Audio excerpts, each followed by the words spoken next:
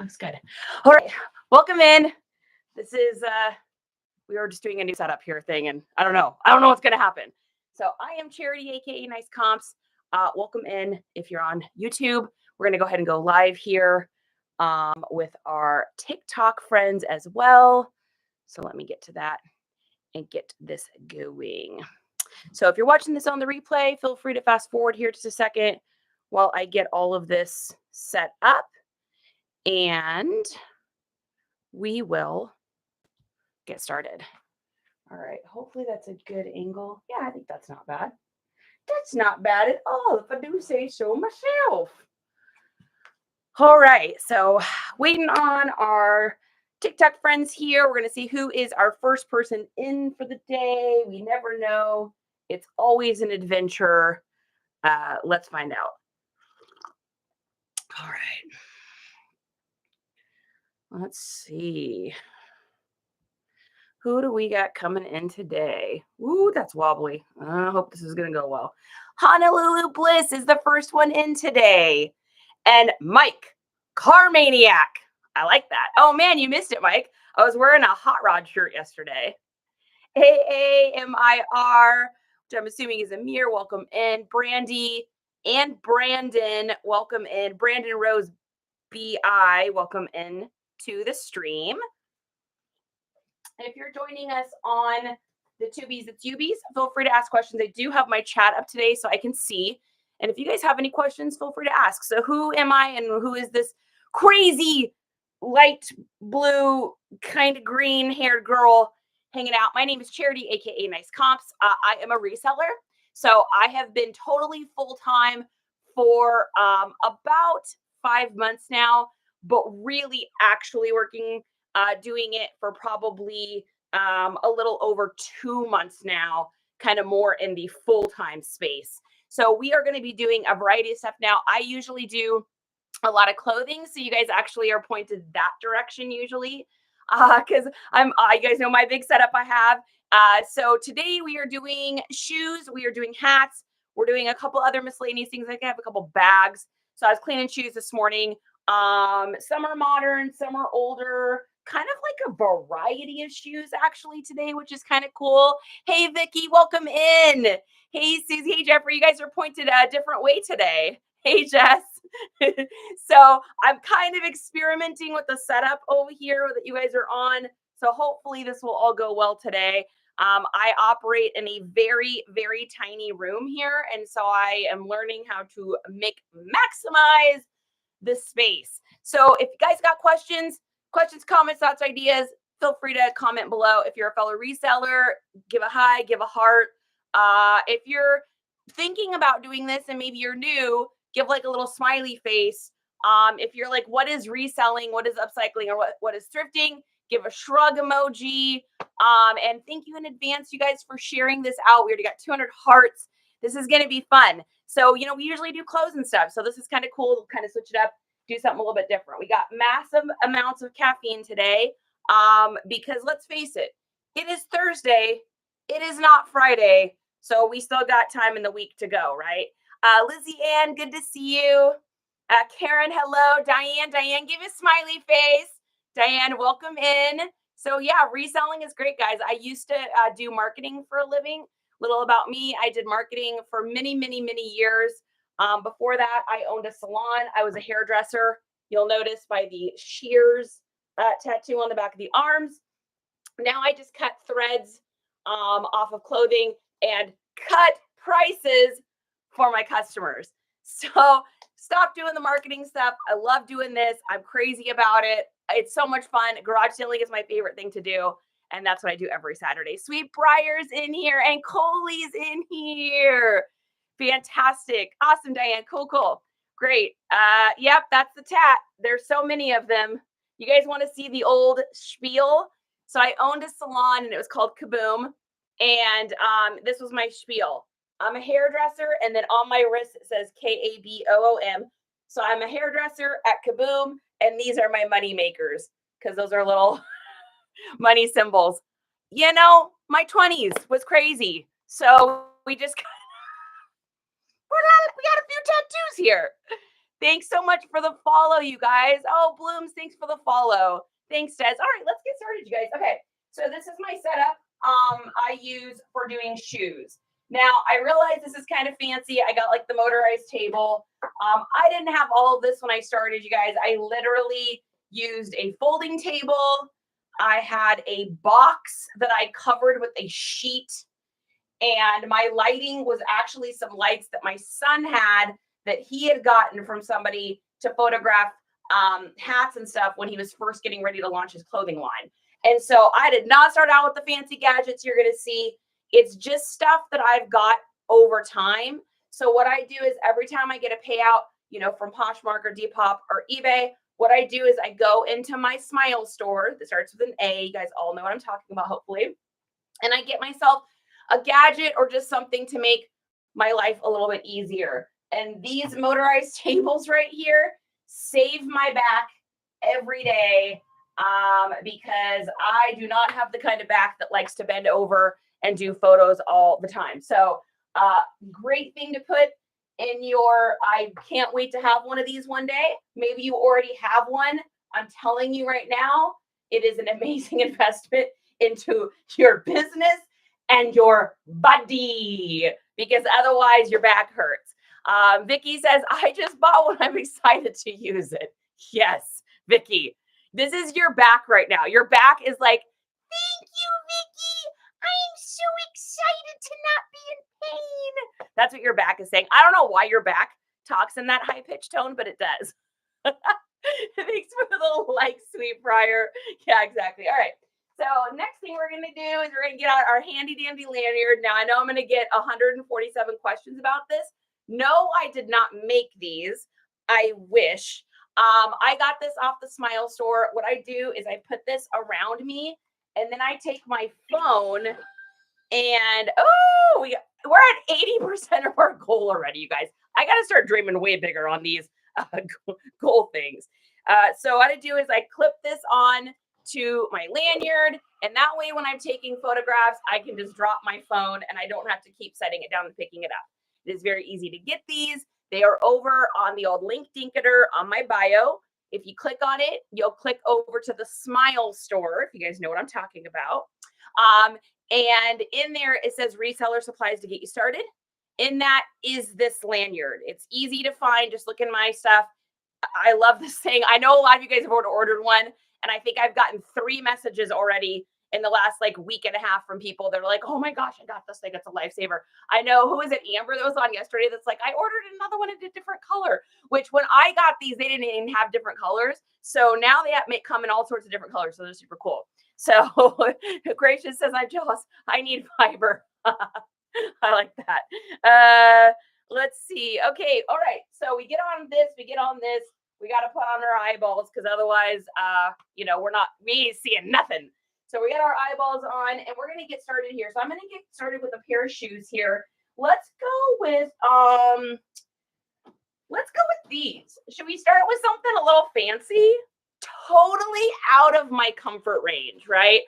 I don't normally sell women's clothing.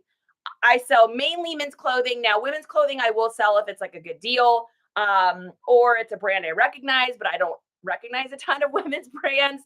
So with this, I just kind of risked it for the biscuit. I mean, they're Michael Kors. I literally got these for $1 at a garage sale.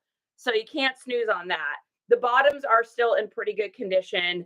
They are a size 10 medium, which just means regular. So size 10, super cute. They have like the little Michael Kors, the MK symbol on the back. They're actually gorgeous. So for these, when we get photos of these, I'm going to make sure that I'm saying things like holiday party, Christmas party, New Year's. All those things are going to go down in the description. Because for those of you that don't know, places like eBay and, oh, that's so funny. I've already been restricted. That's okay. We're used to it. Places like eBay, Poshmark, so on and so forth, they search for things by keywords, right? So if you can get keywords down in your description, the SEOs, which is the search engines, can help find those. And if someone were to type in high heel, sparkly shoes, Christmas party or New Year's 2025, if you put that stuff down in your descriptions on eBay or any of the places, then the SEOs can find you. Otherwise, you're competing with like, I mean, how many other high heels are for sale, right? So that's what I'm going to do with these ones. So we're going to get these over here on our table, get it to a height where I don't have to bend forward here. And then I have these two little guys here. I got these from the Smile store as well. I think they're like $5 or something. And I use them to put shoes up on. I just kind of play with things until I think it looks good. So what I'm going to do with these is I'm going to put one down, and then I'm going to see what it looks like having one up and see. Now, I don't like it. So we're just going to do straight up on these. And I've got them here on my little Lazy Susan. And I love my Lazy Susan because my Lazy Susan helps me to not have to pick up and move things a million times. Next thing I'm going to do is get my camera into square mode. So if you're a newer reseller, you don't know about this, you always want your camera to be in square mode. If it is in more of a vertical mode, you are going to end up with your pictures being about this big when people search for stuff. On mobile devices, 80% of people are searching for things on mobile devices. Is that a little Kish? Oh, thanks, handsome. Hi, sweetheart. Hey, buddy. Okay, go find Papa. Go find Daddy. So on mobile, your pictures will shrink and there'll be two bars on the side. Either that, or if you're doing clothing photos, it'll actually cut the clothing off and not show the whole thing. So super important for you to make sure that your phone is in square mode. There's videos out there on how to do that. Just look on the Tubies, it's Ubies, look up your specific phone, and it'll teach you how to do that. Where is the Smile store? Felix, you know what it is. It starts with an A and ends with the M-A-Z-O-N. TT doesn't like it when you say that one. So you don't have to put that in the title, but in the description, and works for search. Absolutely. Yeah, Angie. So search engines pull from three places. They pull from the title, they pull from the description, and they pull from the item specifics. And the item specifics are like when you put in like men's, and then you put in the brand, and so on and so forth. So that's the three places that search engines are going to pull from. They also pull obviously from photos or pictures, but they definitely pull from words even more. Yeah, Felix. Well, that's exactly why I put that sticker. Gracious, thank you. That's exactly why I put that sticker in there. This for you guys to use, so you can say link in the old bio. You're welcome. My mind is blown by square mode. Thank you. I was wondering why stuff getting cut off. Dude, I did the exact same thing. Seriously, the first, like, I even still have some old listings that have been delisted and relisted a couple times that are still in that mode. But it's like stuff that I'm not unpacking and rephotographing. It'll just sell when it sells. But I learned that. And there's a way for you guys to lock your phone into square mode, which is really cool, because when otherwise, when you close out your photos or you stop doing something for a minute, it'll go back into that vertical mode. So there is a way for you to do that. You just got to look up your phone, and the old interwebs can teach you how to do that.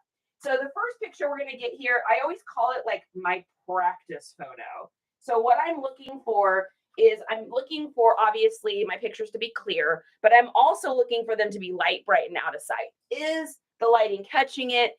Is it looking good? I think that looks pretty gosh darn good to me. If you ask me, I have a ring light up here, and it is just, I don't know that I'm loving that. Anyways, yeah, so that is the first picture, and I think it looks great. So we're gonna get a picture of the front.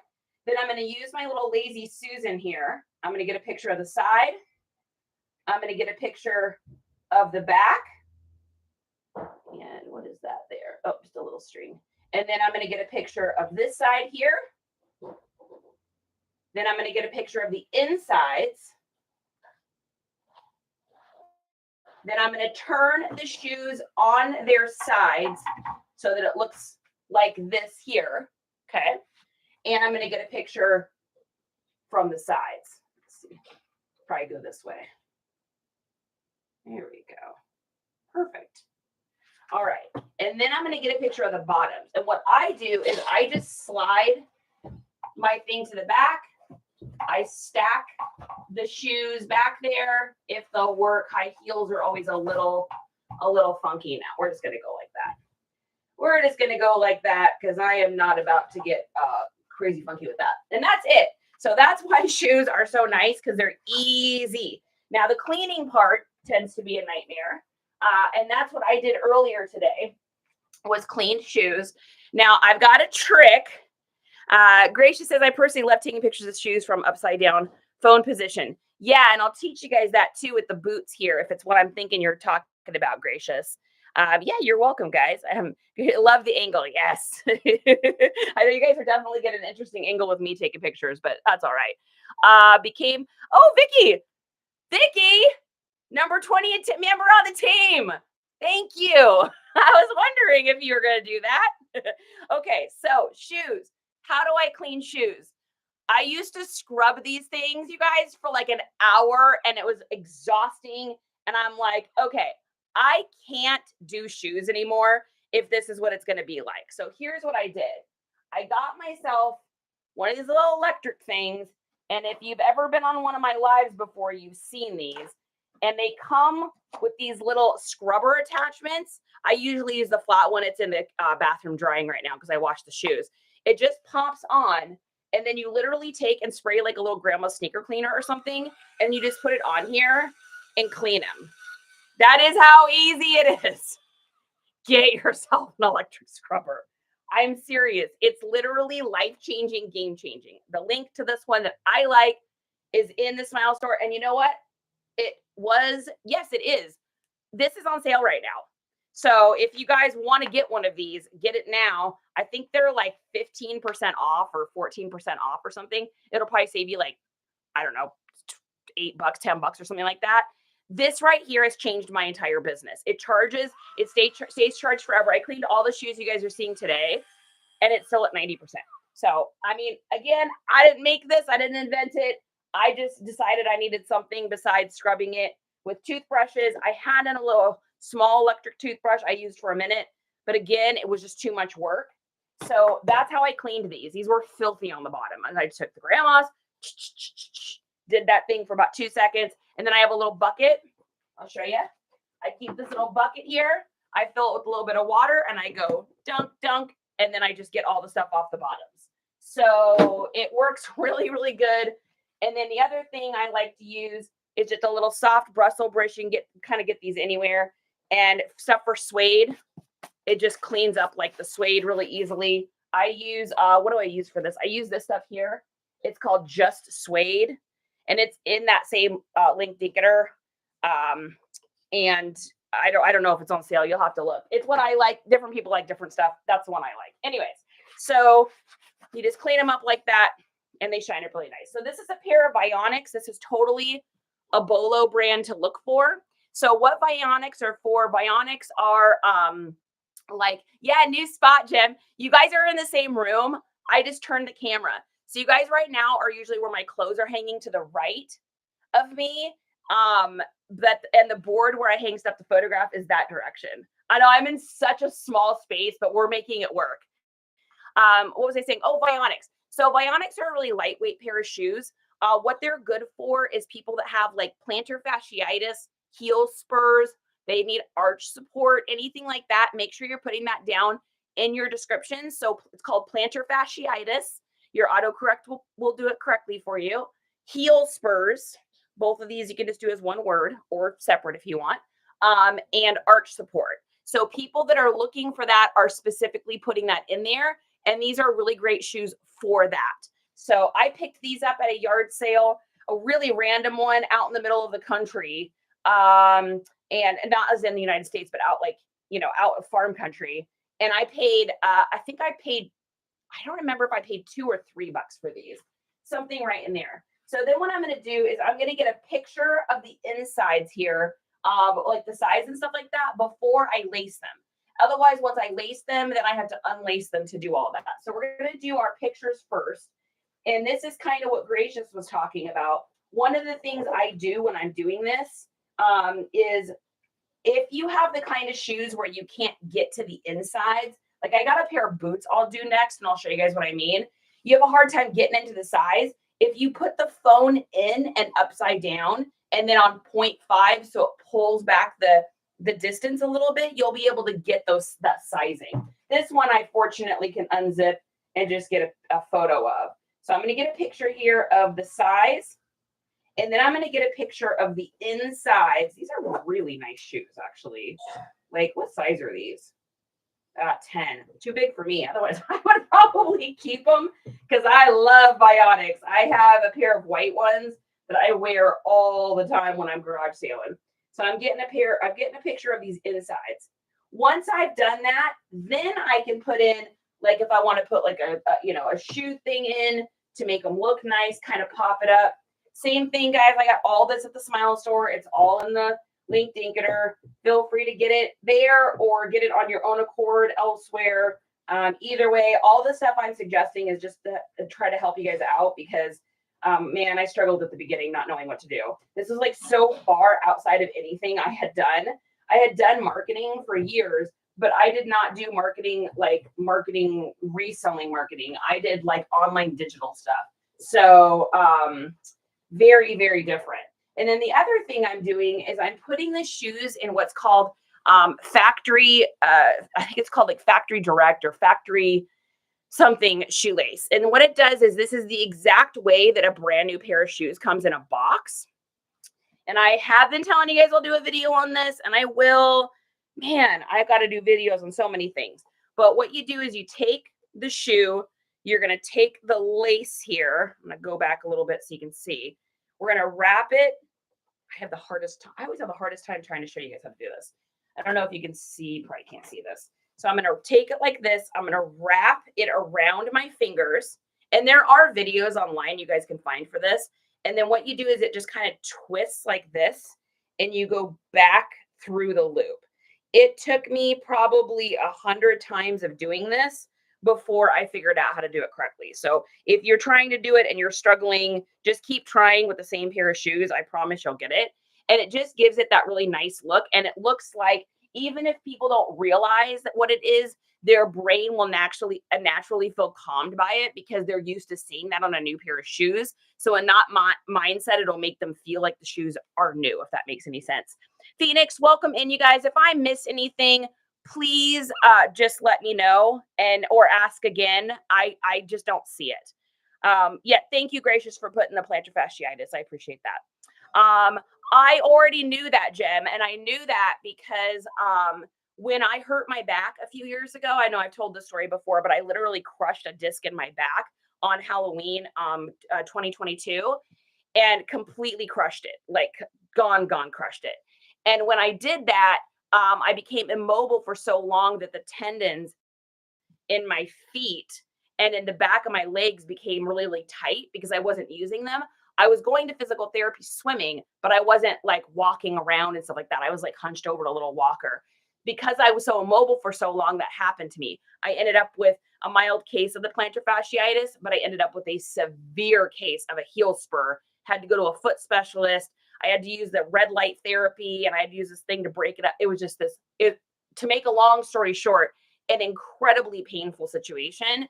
And so that's when I learned about it. And that's when I learned about Bionics, Hoka's, Kuru's also are a great brand. It's one of my favorite brands. And now I just wear, you guys see me in these all the time, just kind of like, they're called Telex. They're kind of like Crocs, but they're a little bit more squishy. A little bit more squishy. That's a good question, though. Yeah, I mean, we just take what we learn in life, right? And we put it in our experiences. Okay, so this is a good example of how I will do, let me tighten this up back here. We're going to tighten our little thing. Every once in a while, the lazy Susan becomes a little lazy because I spin it so much. So we're just going to get out our handy dandy little tool. This is like, I feel like such a, like, I don't know, like a cool person. I just look at me. I know how to use a tool. Ding, look at that. And is it going to spin? There we go. There we go. That's what we want to hear. So we're going to put that down, and then we're going to just take one of ours. Now, everybody does their shoe photos different. There is absolutely no correct way to do it. This is how I do it. So I like to take the back shoe and put it up a little bit. And then I like to take the front shoe and just have it straight. And then what I do is I don't do my pictures of my shoes straight on. I go just slightly off to the side, and I'll show you why. So if I do it this way, you not only see the shoe, but you can see kind of the inside of the second shoe, and a person can get a little bit more feel for what it's going to look like when they walk. This is also in marketing what's called an action shot or an action photo. Anytime you can do something in a photo that produces the feeling of it moving without it actually moving, it'll attract the attention of potential buyers more so than if you have what's called a static image, which is just an image that's like still and not moving.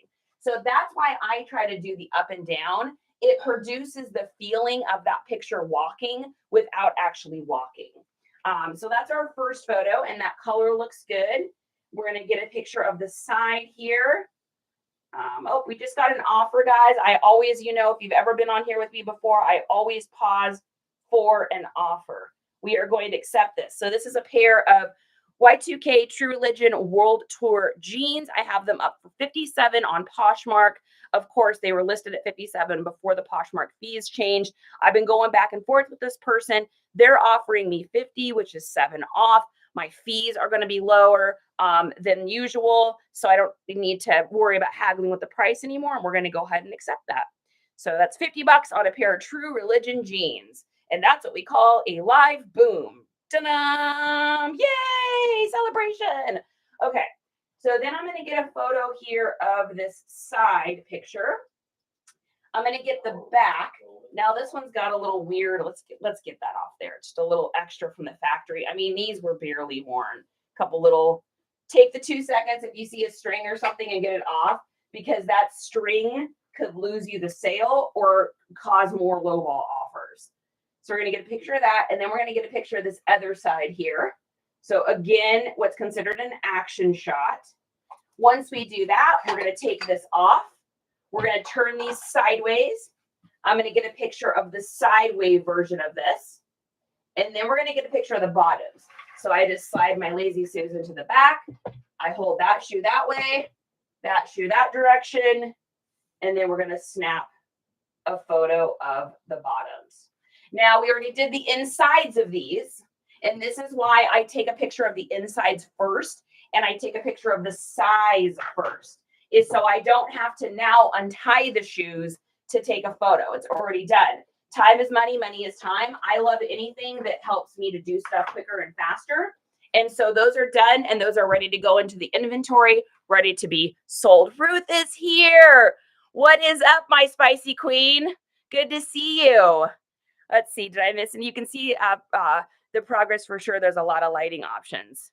Yeah, I don't know if you're talking about me. I'm just starting out. Can I be successful without cool lighting, or should I wait to start? Never wait to start. Man, I'm telling you guys, I had the yankiest setup at the beginning because I wasn't even going to do this for a living. I had an actual marketing career, and I was doing marketing for a delivery company at the time. And when my mom left this mortal coil, I just had so much of her stuff, and I needed to get rid of it. Just all these old decorations and stuff, and I didn't know what to do with it. So I was taking pictures of stuff with, at one point we were using a shop light at one point, but the room got too hot. At another point, I had a cheap, those little stand-up kind of halogen light things that go up, that have like the sconce like this. I took the sconce part off, and I just had a cool light bulb, and I had it tipped sideways over, gosh, what was that on top of? I'm trying to remember what that was. I think it was, I know what it was. It was the old red stool that actually is still in my garage right now. And I just tipped it over that. So just take a lamp that you have around, get a, $5 light bulb or something that's cool if you can, and just use that. Whatever you got to do to make it worse or work, don't worry about whether it's worse or better or anything in between. Just start, right? You miss 100% of the shots you don't take. What else do we got here? Groovy, thank you so much for all the likes. I appreciate that. Can I see all the pictures you would list now? Absolutely. Oh, Ruth, I'm so happy to see you. Can you show the insert things? I missed them. Are you talking about the name Vionic? Is that what you're looking for? Was the name of these? There's a little speck there. Let's get that off. Yeah, and I'll show you the pictures. Coley, I'm so happy you're here. I love that you're at work listening to this. That makes me happy. Thanks for that. I'm keeping a list of tips. Fox, that's exactly what I did. Do you ever take stuff down and relist it? Yeah, Pickle. I delist and relist all the time. So I've got kind of like it was a 90-day rule. I've kind of changed that. Chris at Peak, who's wonderful. I don't know if anybody follows him, but he sells a lot of stuff and definitely like aspiring to kind of, he sells a lot of the same brands I do and stuff. And so I follow a lot of his tips, and he does his every 60 days. So I'm going to start doing 60 days. I was doing 90. Oh, the display inserts. Yes, let me show you those. Let me get these put away here. So display inserts. So I got a couple different ones. These are the ones I use to like stretch the foot back out so they look good, and you just pop them in. So these are the first one. It comes in a set of 4. And I think the tops, if I remember correctly, are different sizes. I think I've just always used the same one. So these are in my link ticker in the bio. And then the other thing I use are these ones here, and I use these to prop. So I usually only use one, but I also use these for other things. So I'll like put it down, and then I'll put something heavy behind it if I need to like hold something up straight. Like if I'm photographing a toy or something like that, and I want it to be straight up. So I use these. I actually multi-use these. I've even used these this direction for stuff. So the restriction thing is so funny. And then the last ones I use are these ones here. And they're like a foot insert ones. Laura at Wild and Almost Free actually turned me on to these ones, and I really like these. They have a little hole in the top here, which helps to do like sandals and stuff like that. And I also use these on shoes that that don't work for the stretching. So these are the 3 ones that I use. And then you were asking, I think, to take a look at the photos. So here's exactly how I would display them. So the first picture I have is going to be, oh, this ring light thing is not going to work. The first picture I have here is going to be these ones here. So it's going to be kind of like that side action shot. Then the next shot I'm going to show is from the side. Then we've got back. Then we've got other side. So all angles. Then I've got the insides of them. So they just kind of touch each other. And then I've got the bottoms. And then in my listing, we'll put the pictures I took first, which is the size and the insides. So even though those are first in my camera reel, those are going to go more towards the end, because people are going to go by the sizing because of what you put in your listing. I put the size there to prove that's the size. And then the insides they're concerned about, but they're more going to be concerned about the outside. So I always put those first. I hope that is what you were asking. Sweetbriar #1 gifter. I love it. You're welcome, guys. Hey, I'm happy to help. I know how lost I felt in the beginning. Hustle's here. Yes, Shauna Lynn, nice to see what others do. Yo. It's great because we can take like everything that we get from all these different resellers and all these tips. We can see how they do it, and then we can implement it. I was just watching Thrifty earlier. Thrifty Duckies, if you guys don't follow her, she's great. So it's always nice to see what other people are doing. All right, minor coffee break. Okay, next, let's go ahead and do those boots I was talking about. So I'm going to show you how to get the size of stuff if you can't get in something. So, and you'll see what I mean by that in a second. So this is a pair of boots I bought, not for the brand, but for the aesthetic. I actually got these on a WN show. I wound up paying like $4, I think is what I got these for. I think it was $4.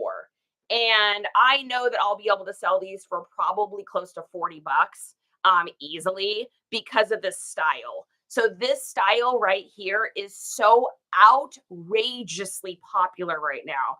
You've got every aesthetic wearing this style, from streetwear to preppy to boho.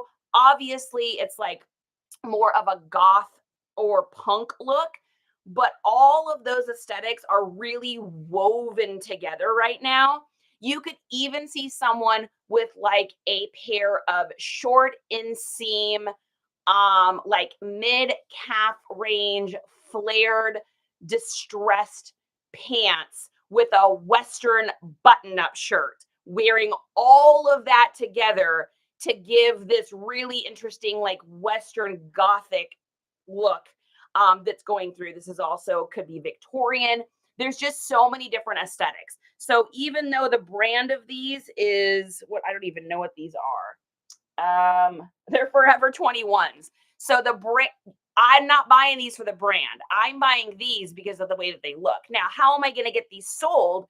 Is because I'm going to put so many keywords down in my description. All those things I just said, every one of those descriptions, from punk, gothic, edgy, alternative, 90s nostalgia, um, uh, indie, um, boho chic. I mean, all of those things can fit this aesthetic. Well, maybe not boho chic, probably more like probably like a boho goth, which that's like a gothic look, but still has like a wavy, like a flow look to it. It's like a weird mashup. If you look it up online, you'll see it.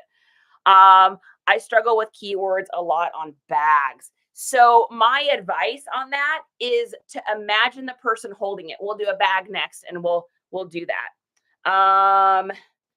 Let's see, what else am I missing?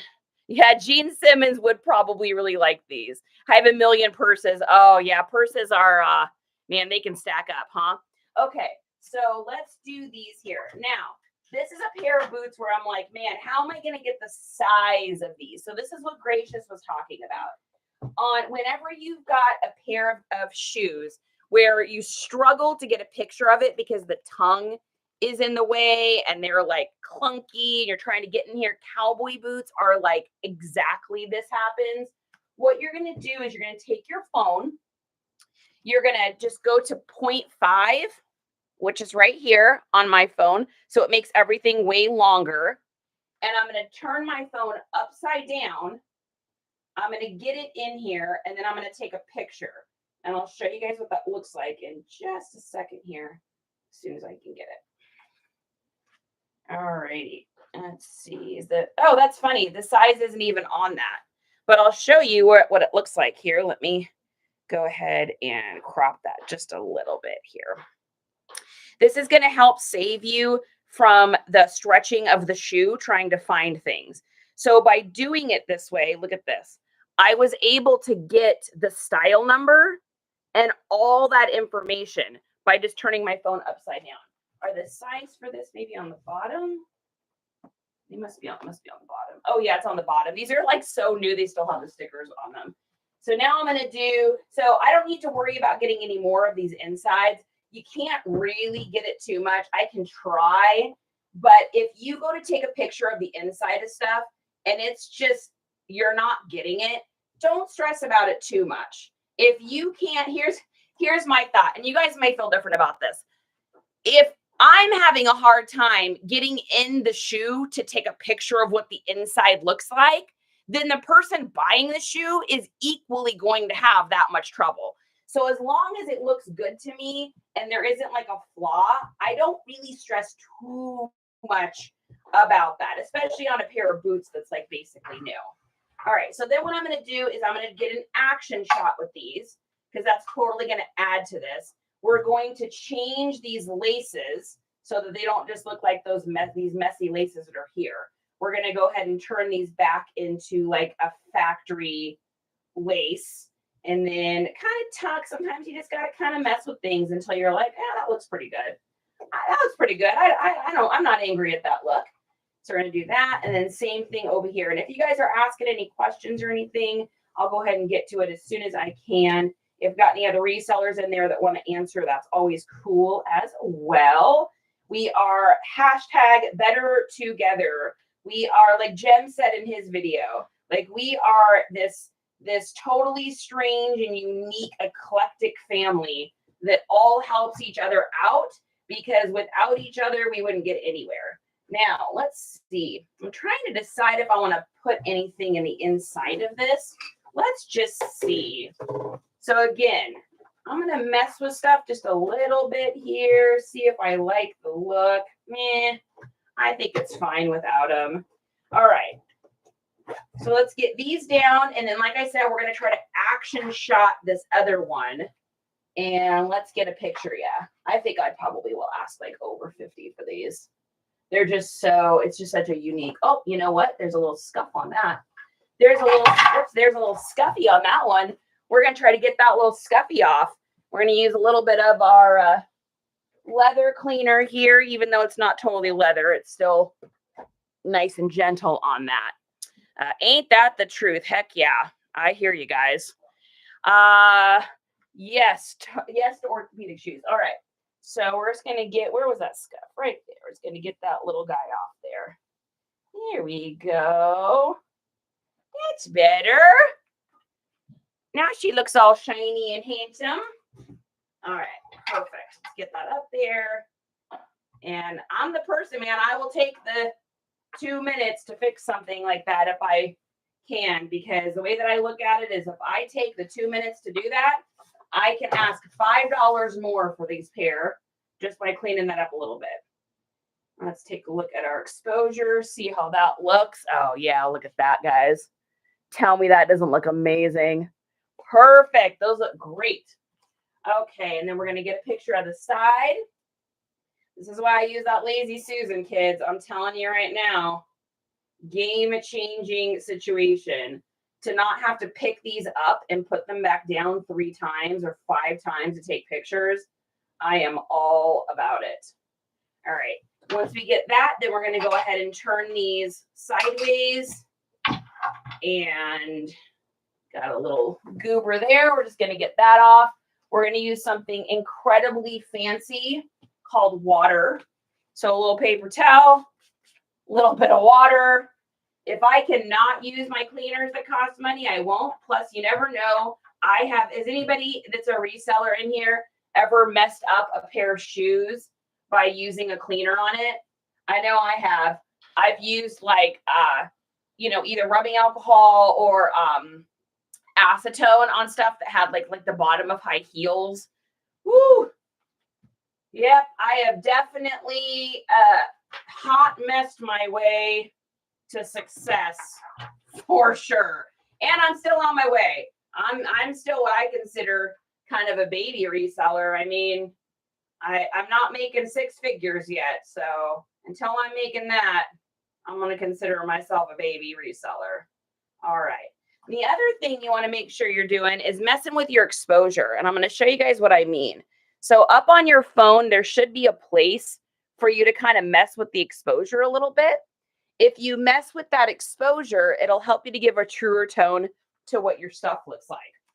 And I'm going to kind of show you here what I mean.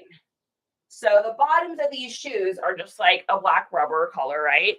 So if my exposure is too high, look at those things.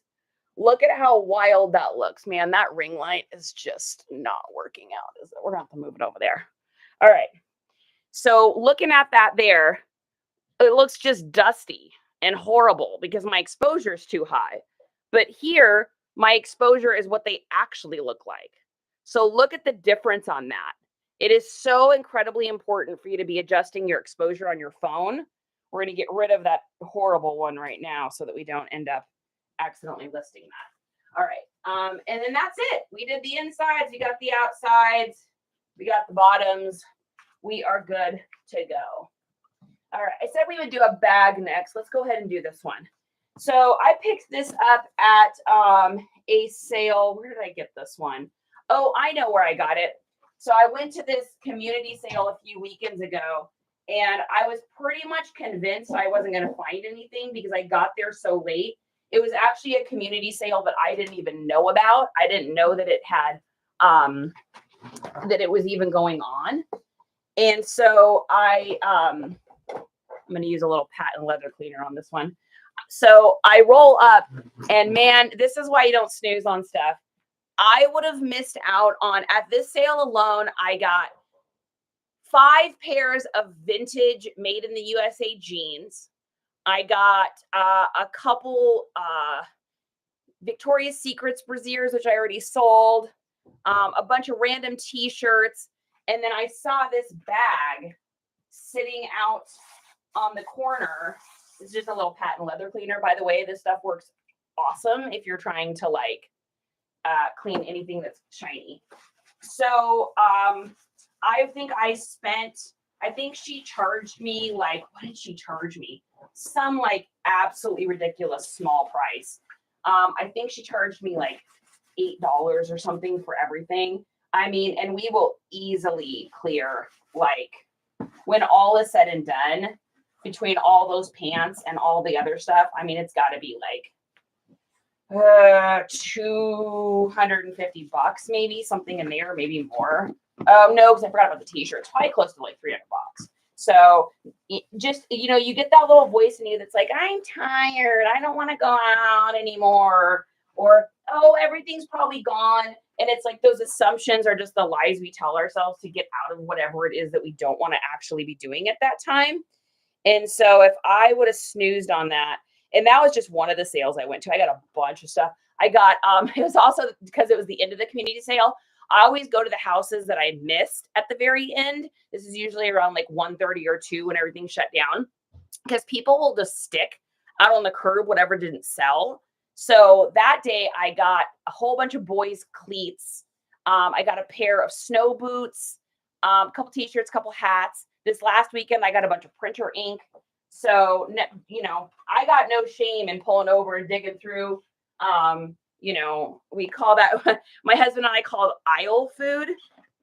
You know, when you go to the grocery store and you walk in and there's all like the food there you can buy, like the pre-made guacamole, the ribs, like they'll kind of do it like seasonally. We call it aisle food. So that's what I call it when I go to like sales at the end of the day. I'm like, oh, I'm just going to stop by and look for some aisle food. Shauna says, I got no shame.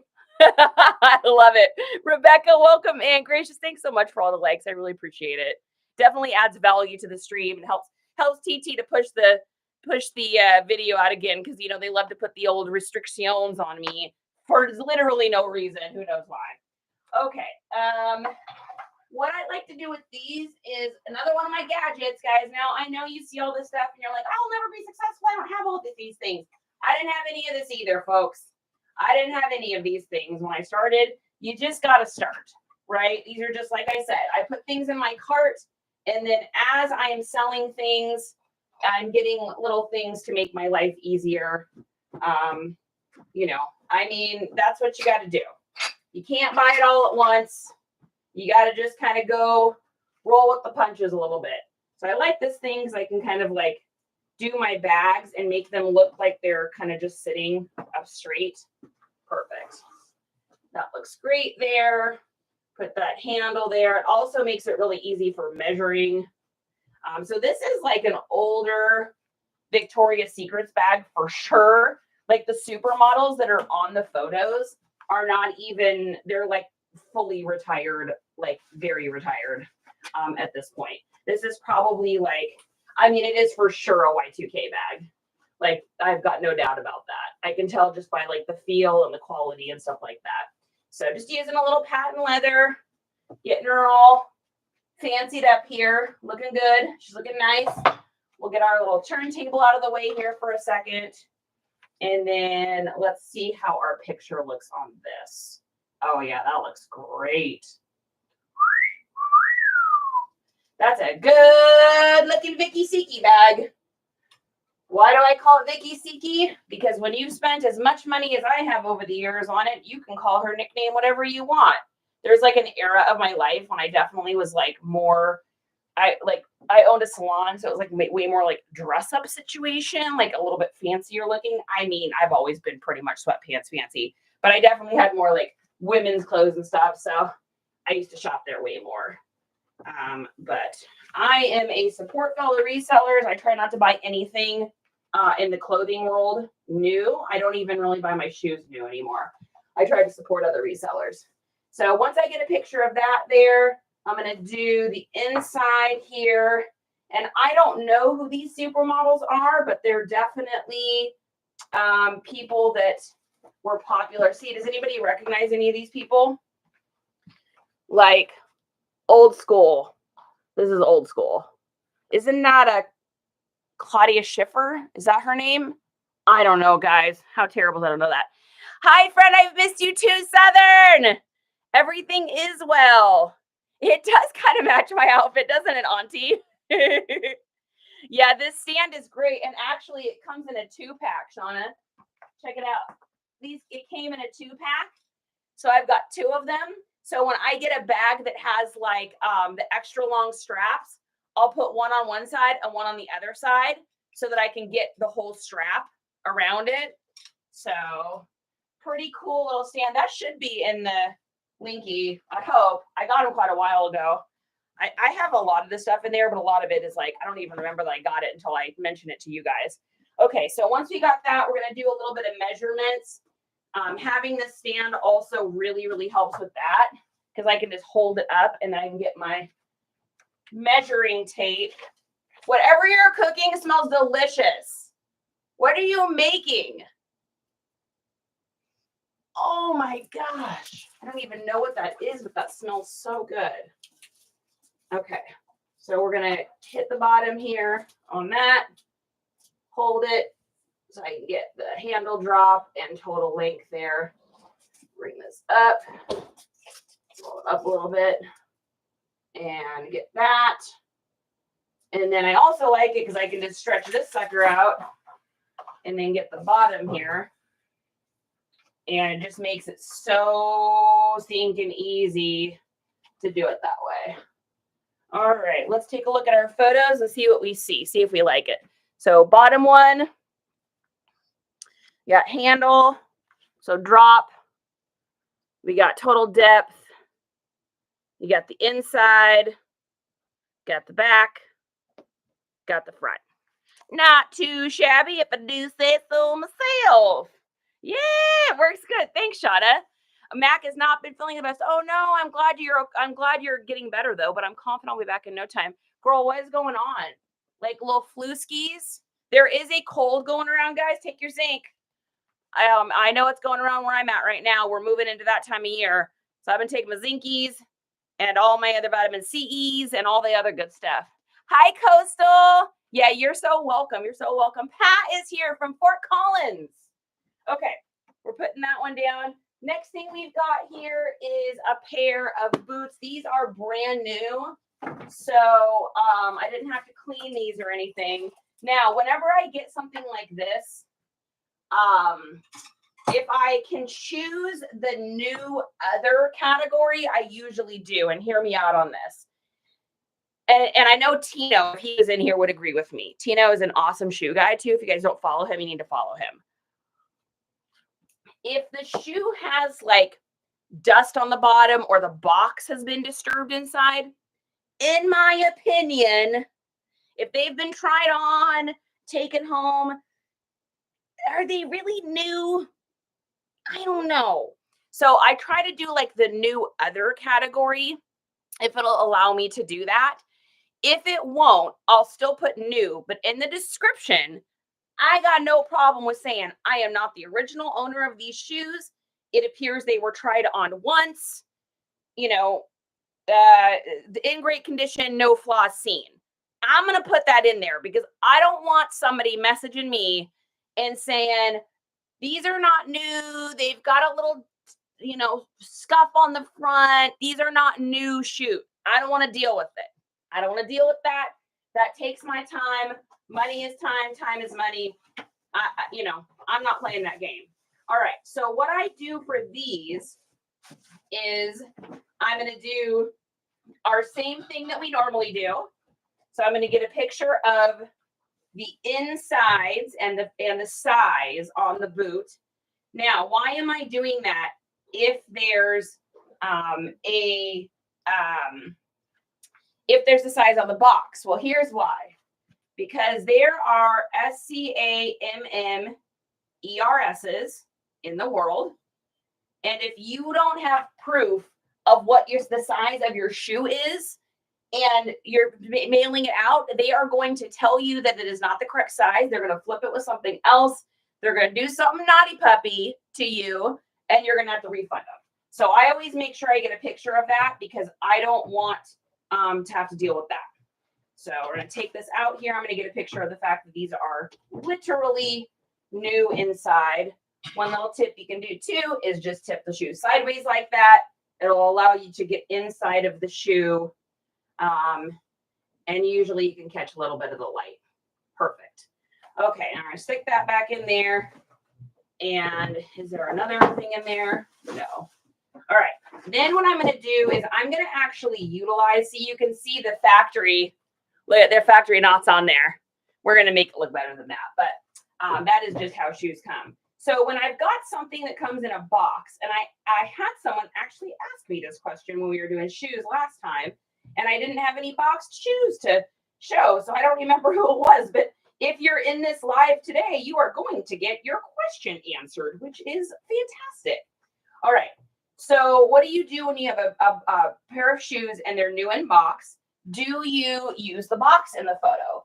And the answer is absolutely, because people are going to buy it because they see that. If they just see new and they don't see a box, they will automatically assume that you don't have the box.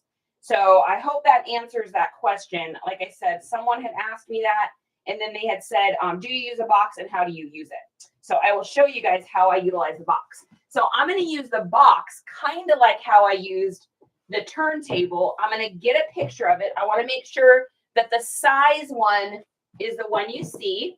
I'm going to put them on top of the box, and then I'm going to use my little riser here to give it an action shot. So it's going to look something like that. All right. So get a picture here of that, and then we'll take a look and see what we think. I think that's going to look pretty gosh darn good to me. Does the size look right? No. Or does the color? So in my photo, these look totally different. So that tells me my exposure is not correct on that. So I'm going to go up to my exposure. I'm going to lighten it up just a little bit, I think. And then I'm going to get a picture of those, and we're going to take a look. Much better. That's the actual color of those shoes. All right, then I'm going to turn into the side here. We're going to get a side photo, and I'm going to leave this box in here. Now, why am I leaving the box in here? Well, because every time someone sees the word Timberland on these, it is going to trigger their mind as an exposure. People have to see things 5 to 21 times to purchase. So the more times I can show them the brand in this, the more likely they are to purchase it. If they are a, let's say they're a 5 exposure person, if they see Timberland 5 times in my photos, the likelihood of them purchasing these are really, really high. So if they're a 20 exposure person, probably going to stick it in their cart and, look at it for 2 weeks before they purchase it. But that's okay. If they're still there, they are welcome to get them. Then I'm going to turn them sideways here. I'm going to use my little suede brush just to kind of get the suede all looking nice there again. Pet her, make her look pretty. Looks good. All right. And then we're going to do a picture of the side here, and then we'll do pictures of the back. So sides, and then of the backs. And I'm just going to bring these forward here because I want to reiterate one more time the word Timberland. And I want to reiterate, and see, now my exposure is too high. I got to bring it down a little bit. I want to reiterate that size too.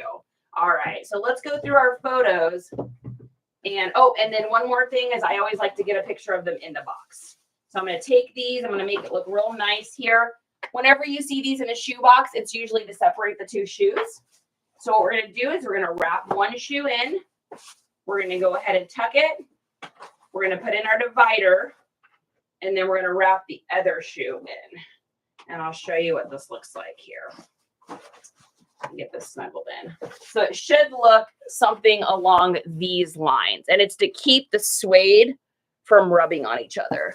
And then we're just going to put that over, tuck it. Why am I doing that? To prove that there's 2 shoes in here. Because I don't want them telling me that there was only 1 shoe in the box. All of these things really do matter. I know it's all silly, and we all wish we lived in a world where people didn't try to, fudge that business. But unfortunately, that is not the way that it works. So let's take a look at our pictures here and see if we like them. So there's the inside one. Then we've got our bottoms. Looks great. We've got our soles and sides insides. These are like a suede look, so it's different multicolor looking. And then we've got that version. So you can see that Timberland is in every one of those photos. And that just reiterates to the person to purchase those. All right. Do we have any questions about that? Arizona is here. Ooh. Southern says I must have slept on my neck somehow. Range of motion is about 70%. Oh, that's the worst. Justin did something to his hip yesterday too. He's hurting for certain. We hung up our Halloween decorations last night. So he's like up and down the ladder outside, and he was like up all night with that. So I feel bad for you guys. If anybody understands that, it's definitely me. Yeah, I was actually Southern. I actually was thinking about you, so I'm glad to see you on here. Let's see what else do we got here. Michelle, good to see you. Hey, Tammy Medford's here, and Michelle B. Okay, so that is our Timberlands. Let's move along. Let's see, what should we do next? Let's do another little pair of patent leathers. So this is one of the things people pass on these all the time at garage sales. I've watched other resellers literally walk past patent leather shoes because they didn't look good when they saw them. But these are such an easy sell for me. Anything that's shiny like this, especially with the eclectic grandpa and eclectic grandma look that's popular. I mean, are you kidding me? And they're Anne Klein's. Like, there's no way these don't sell. So what I used on them to clean them up was just my patent leather care stuff. This is the one I like. I had another one, and I think I took it out of my link. The other one I don't really like. Did I already toss it? I may have actually tossed it because I just didn't like it. I think it's gone. Okay, and I don't think it's in. If you guys go to get some of the patent leather cleaner and you see a different brand in my linkity dinkity, don't get it. This is the one to get, is this one right here. So it's the MB Money's Worth and Best, I think it's called. This is the one I like. So it helps to clean up. So all you do, I'll show you, this is so simple. You just spray a little bit on and then just take like a soft rag and just go like that. And it literally will clean it up so easily. Then if there's any like scuffs on it that you can't get out, not external scuffs, but like internal scuffs, you can use a little bit of this stuff here. The Angelus, I think it's Angelus, high gloss acrylic finisher. That's in the old Link Dinketer as well. And just a paintbrush, and you can literally just paint it on really thin, let it sit for an hour, paint it on thin, let it sit for an hour, and then just do as many coats as you can. Just make sure that they're fully dry in between. Start with the pair of shoes you're not totally in love with to make sure that you can do it correctly. Very, very thin layer. It'll go on purple and you're gonna freak out a little bit. It doesn't. It dries totally clear, and I use it on patent leather shoes all the time, and it doesn't peel off. So I sell so many patent leather shoes because people just snooze on them because they don't think that they can make them look good anymore. Yes. Yeah, not being able to be productive is wild. Southern, I think you guys know this story, but when I moved down here to Texas, I really pushed myself getting down here. My back was, I was only a year out from that really severe back injury. And so it reactivated. And when I got down here, I literally was out of commission from end of October until like almost February. It was so bad. So I totally get it. And I would just sit on the couch like crying. Like, I can't do anything. Feeling sorry for myself. Like, not that you're doing that, but that's what I was doing at the time.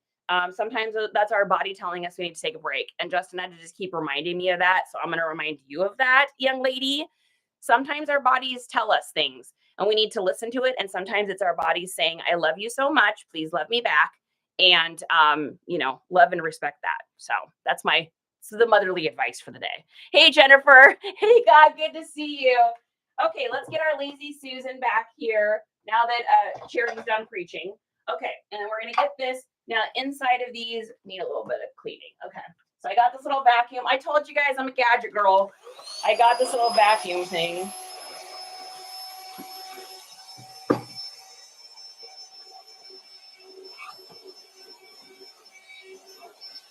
There you go. Just to clean out shoes.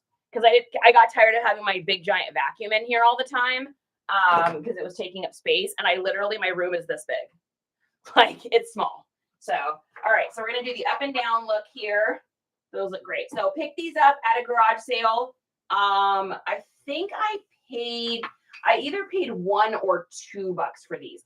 I got these, and I also got a pair of Crocs that have a little gem on the top of them. I don't know where those are. Probably in the garage hoard where everything else is. All right, we're going to get a picture of these here, and then we're going to take a look and see how these look. Oh, yeah, look at that. Look at it. Those look slick, boy. That's what I'm talking about. Yeah, baby. All right, so we're going to get a picture of the side here. Then we're going to do the backs, and then other side. And on something like this, on dress shoes, a lot of the times I'll leave the bow on instead of doing the factory dress because people want to see what it's going to look like when they're wearing them. I know that seems weird. I have sold more of my dress shoes by leaving the laces tied than doing the factory. But on tennis shoes, I've sold more tennis shoes or sneakers by doing the factory direct. Same thing with boots. You sell enough shoes, you just start to kind of realize like a pattern that's happening. I don't know if anybody else has ever noticed that in their stores, but it seems to be what people like to see. So I'm going to go with whatever is working. I do. It doesn't need to make sense to me as long as it makes sense going into my bank account, right? All right, so picture on the bottoms there. And then this is probably a good example of a pair that we're going to need to find the size tag on, unless it's on the bottom. Where are you? Dress shoes is usually the backs. Yeah, there it is. Okay, so how in the world am I going to get a picture of that, you ask? Well, let me show you. Thanks, Sweetbriar. Take the phone, bring it to 0.5 so it zooms away. I'm going to get it in the light. I'm going to turn my phone upside down.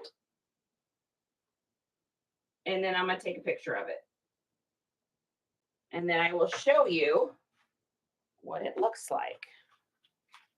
Boom, 8 medium. You can read everything. So that is how I do my shoes. That up and down trick. I got so tired of not figuring out how to do that I literally sat with a pair of shoes for 15 minutes one day, trying to do all these angles. And eventually I put it upside down and I took a picture, but it was way too close. I couldn't read the writing. And I was like, ooh, what if I 0.5 it and did that? I was like, clutch. So hopefully that passes on to you guys. Hopefully that'll help you because save you the pain and trouble that I did. Okay. Next, we've got a pair of men's, and these are Crocs, believe it or not, which is really interesting. I've never seen these before.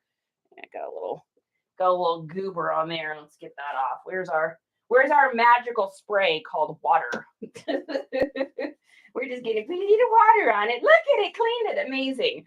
All right, so these are Crocs, which is so weird. I've never seen a pair of loafers like this with the Crocs on it. So we are definitely going to put our shoe guys in here, our shoe stretchers, because otherwise the shoes don't look good. And we want them to look like how they're going to look on a person's foot. So we're going to bring our little Lazy Susan forward here. I'm going to put that there. We're going to go like that. We're going to turn. And then I'm always looking for weird little strings and stuff. There always seems to be something on shoes that needs to be just clipped a little bit. All right. Looks good. And bring those back. And I just used a little bit of the Wyman's leather cleaner to do these. So same as I normally do. And then let's take a look at the color. Maybe. Let me do a darker one there and see. Let's take a look here. Nothing wrong with doing 2 photos, right? And then seeing which ones we think look more accurate. Yeah, the second one looks more accurate. Okay, that's what I thought. You got to go with that gut, kids. You got to go with that gut. All right. And then we're going to do the sides. We're going to do the backs, sides, and then we're going to do the middles. Bing, bing, bada bing, bada boom. And then we're going to do the bottoms here. So we're just going to push that back, go like that, and go like that. And they're not perfect. They were clean. They're not perfect. And you know what? That's okay. You know why? Because they're used shoes, silly. Man, the amount of time I spent on trying to clean stuff. I mean, I would have spent an hour cleaning these in the past. Now I spent about 3 minutes tops. I can't believe the amount of time and energy spent on stuff that didn't matter. But you know what? I think that's how we learn. And there's nothing wrong with that process, right? You got to sometimes just do it until you figure out how much or how little to do.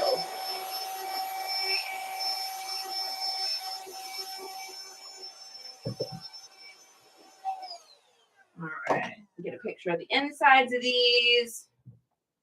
And then we'll move on to our next pair. All right, I think that looks pretty good. All right, perfect. In the words of the Muppets, moving right along. Okay, what else do we got here? Here's another pair. Pick these up at a garage sale for $1. I think I got these for $1. So we got a little pair of Danskos in really good condition. So there's a couple things you want to check on these. Number one, you want to look for dry rot. Danskos and old Nike Jordans are infamous for having dry rot.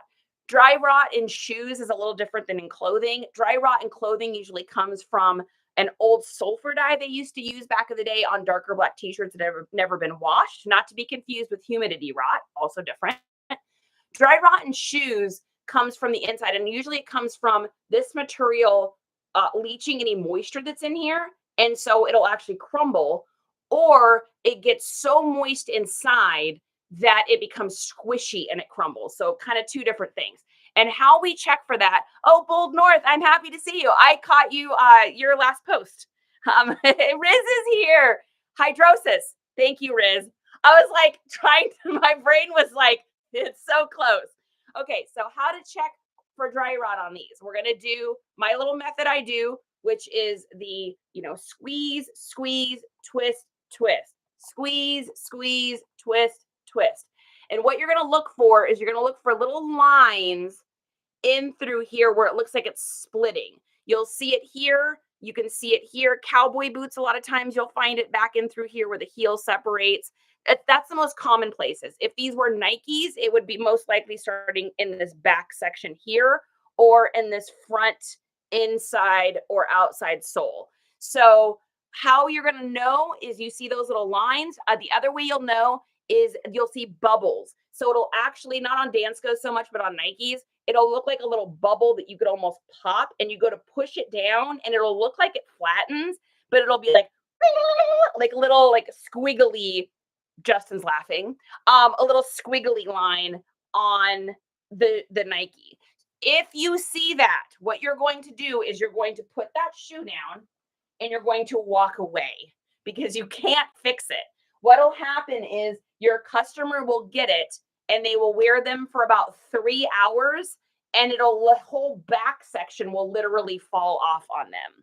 Yeah, Danskos are the worst for those. So that's why I check every pair of Danskos I get. And I've been at sales, you guys, where one pair has dry rot and the pair next to it's totally fine. Same house, same era, same everything. You just got to check every single one. Shape Up's got to be the worst. Danskos next. I don't think I've ever come across any Shape Ups before. That's interesting. That's just not a brand I'm familiar with. That's crazy. Hey, Caleb, what's going on? Okay, so what we're going to do here, I promised you guys the other thing to look for. Other thing to look for in any of these like cottagecore women's shoes is the Velcro situation. So a lot of times on these, the Velcro has just been used so much that it causes the Velcro to not stick. You got a little, always keep a pair of tweezers handy too. You got a little squiggly guy on there. We're going to get rid of that. Best way to test it, guys, is literally just do it a bunch. Make sure that that's not going to come off. I actually have a pair right now on their way back to me. The person says that the Velcro isn't sticking. Now, maybe it's not. I tested it. I test them all, but life happens and it's very possible. I will know more when I get the shoes back. Okay, so what we're going to do on these ones is I'm going to go ahead and use these clears.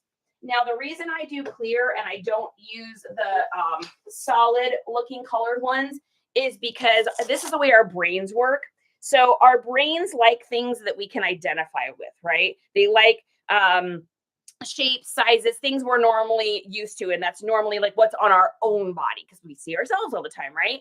So if you use and try to go for a little bit more on the clear side of things, people can just imagine themselves in it a little bit more than if these were like a particular shade or, width size. I just try to go for like literally the most clear, like generic-y look possible. And these work well for that. And also these work to keep the straps looking nice too. These are really cute. These are totally like prairie core, cottage core, flower core. You could probably even throw in heritage style. There's so many different descriptive words that you could put in for these. And that's why I picked them up, because I mean, I was risking it them being dance, because of course I know how to check for dry rot, so I knew we were good. But I saw these and I was like, oh my gosh, every single like heritage core, cottage core, prairie core, flower core, any of that is going to go absolutely wild for these. So the next thing I'm going to do is I'm going to check the exposure. So that's way too low. That does not look like the shoes. And remember, it's not about making things look better. Our job is to find a need and fill it, locate a problem and solve it. Our job is not to change the look of something, right? So we're going to look at that picture, and then we're going to look at those. And I think that looks pretty gosh darn spot on. Then we're going to get a picture of the side here. We're going to get a picture of the back. Looks nice. Oh, there's a little string. Let's get that off there.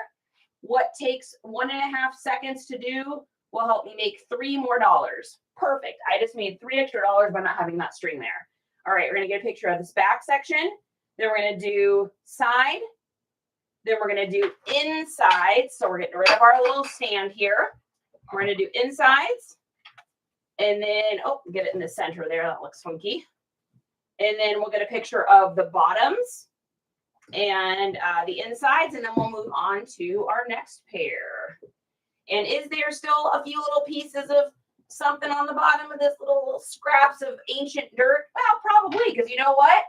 They're used shoes. We are not trying to make things perfect. If we do that, it just costs us time and money. You're not going to make any more extra for it. It's going to sit in your store because you're probably going to ask too much because you get attached to the price you think it's worth. And then the frustration sets in and all the other horrible stuff. We don't want to do that, right? So we're going to picture these insides here, which they look great. And then let's take a look at where our size tag was on these. Same thing. So we got that weird inside size tag. Hey, Sweetbriar, thank you so much for the likes, you guys. I really appreciate that. It makes me feel good. Do you ship internationally on Depop? Jennifer, I don't. It's too much to deal with. And the only reason I do international through eBay is because I don't have to deal with it. It gets shipped to Illinois and I move on. It's too many variables going overseas, and it's not worth, it's just not worth the price. Skechers shape ups. Okay, gosh, you know what's funny? I haven't even come across any of those. That's wild. But I will, if I come across those, I'm going to check those now, because I wouldn't even have thought that. The probability of finding shape ups in good condition is probably less than 25%. That's probably why I've never seen them. I mean, I've probably been to, we got to be creeping up on like the 4,000 garage sale mark. So I've been to like almost probably 4,000 garage sales at this point, and I've never come across them. So that tells you that there aren't that many out there. Oh my gosh, that's so funny. For jeans written description, do you list the flat waist measurement or double to give it full waist?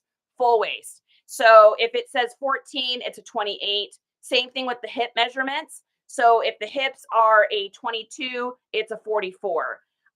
The only thing I do different than a lot of people do is a lot of people will do like the ankle or the leg opening as the circumference. I always just do straight across at the ankle. So I'll say 8-inch ankle opening. You could put 16 if you wanted.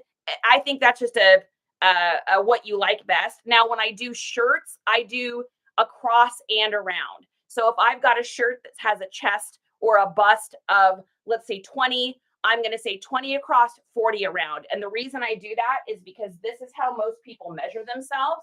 They will literally take a ruler they have around the house or whatever, and they'll go, I'm about a 20. They won't even realize they have to go all the way around. I mean, if you're selling men's dress shirts or something like that, it's different because people know their exact sizes. But like for the average 23-year-old buying a Y2K shirt, he is not going to think that he needs to measure all the way around. He's just going to look at himself and be like, okay, I'm a 20 by 20. That's what he's going to do. So I always put, 20 across, 40 around when it comes to shirts. I hope that helps out. Hey, Erica, thanks so much for the likes. Brianna, I see you today, and Rebecca. All right, so how in the world are we going to get that size? Well, we're going to do our magic trick. We're going to go down to 0.5. We're going to take and put our phone in here, and we are going to get a picture of that. And click. Let's take a look and see how it looks. Boom, done. How awesome is that? That is like the trick of all tricks, right? Got a pair online auction, new in box tags for $10. Check them on pickup. They disintegrated. Oh my gosh. All right, I am officially staying away from Skechers shape-ups. I don't even know what they are, but like I will not buy them for that reason. Yes, that helps. Thank you so much for sharing your tips. No problem. Happy to help. Happy to help. Rebecca, I see you. Okay, putting these down here. Did we get all the pictures? We did. What do we got next? All right. Next thing, we've got a couple items here, and then I'm going to go back to shoes. I just want to break from doing shoes. So this is, if you guys know me, you know this is the most absolute random pickup ever for me. I don't ever buy this kind of stuff at garage sales. I've been listening to y'all encourage me to branch out. You know, I usually do men's brands, men's clothing. I do a lot of Y2K, a lot of Polo, Ralph Lauren. I mean, I'm in the I like Sitka, Viore, Levi's. You know, I'm a Levi's girl. So that's usually what I'm looking for. But I saw this at a sale and I was like, this looks like it's a good bag. And it's at the same sale that I got that Farm Rio jumper at that wound up selling for, we just sold that, for 90, I think $99 or something like that. And it was like a $3 pickup. So I got this bag. I think I paid $2 for this. We're just going to get our little lint roller here. I have it on a string in case you're wondering how I picked that up. So I got this, I think, for $2.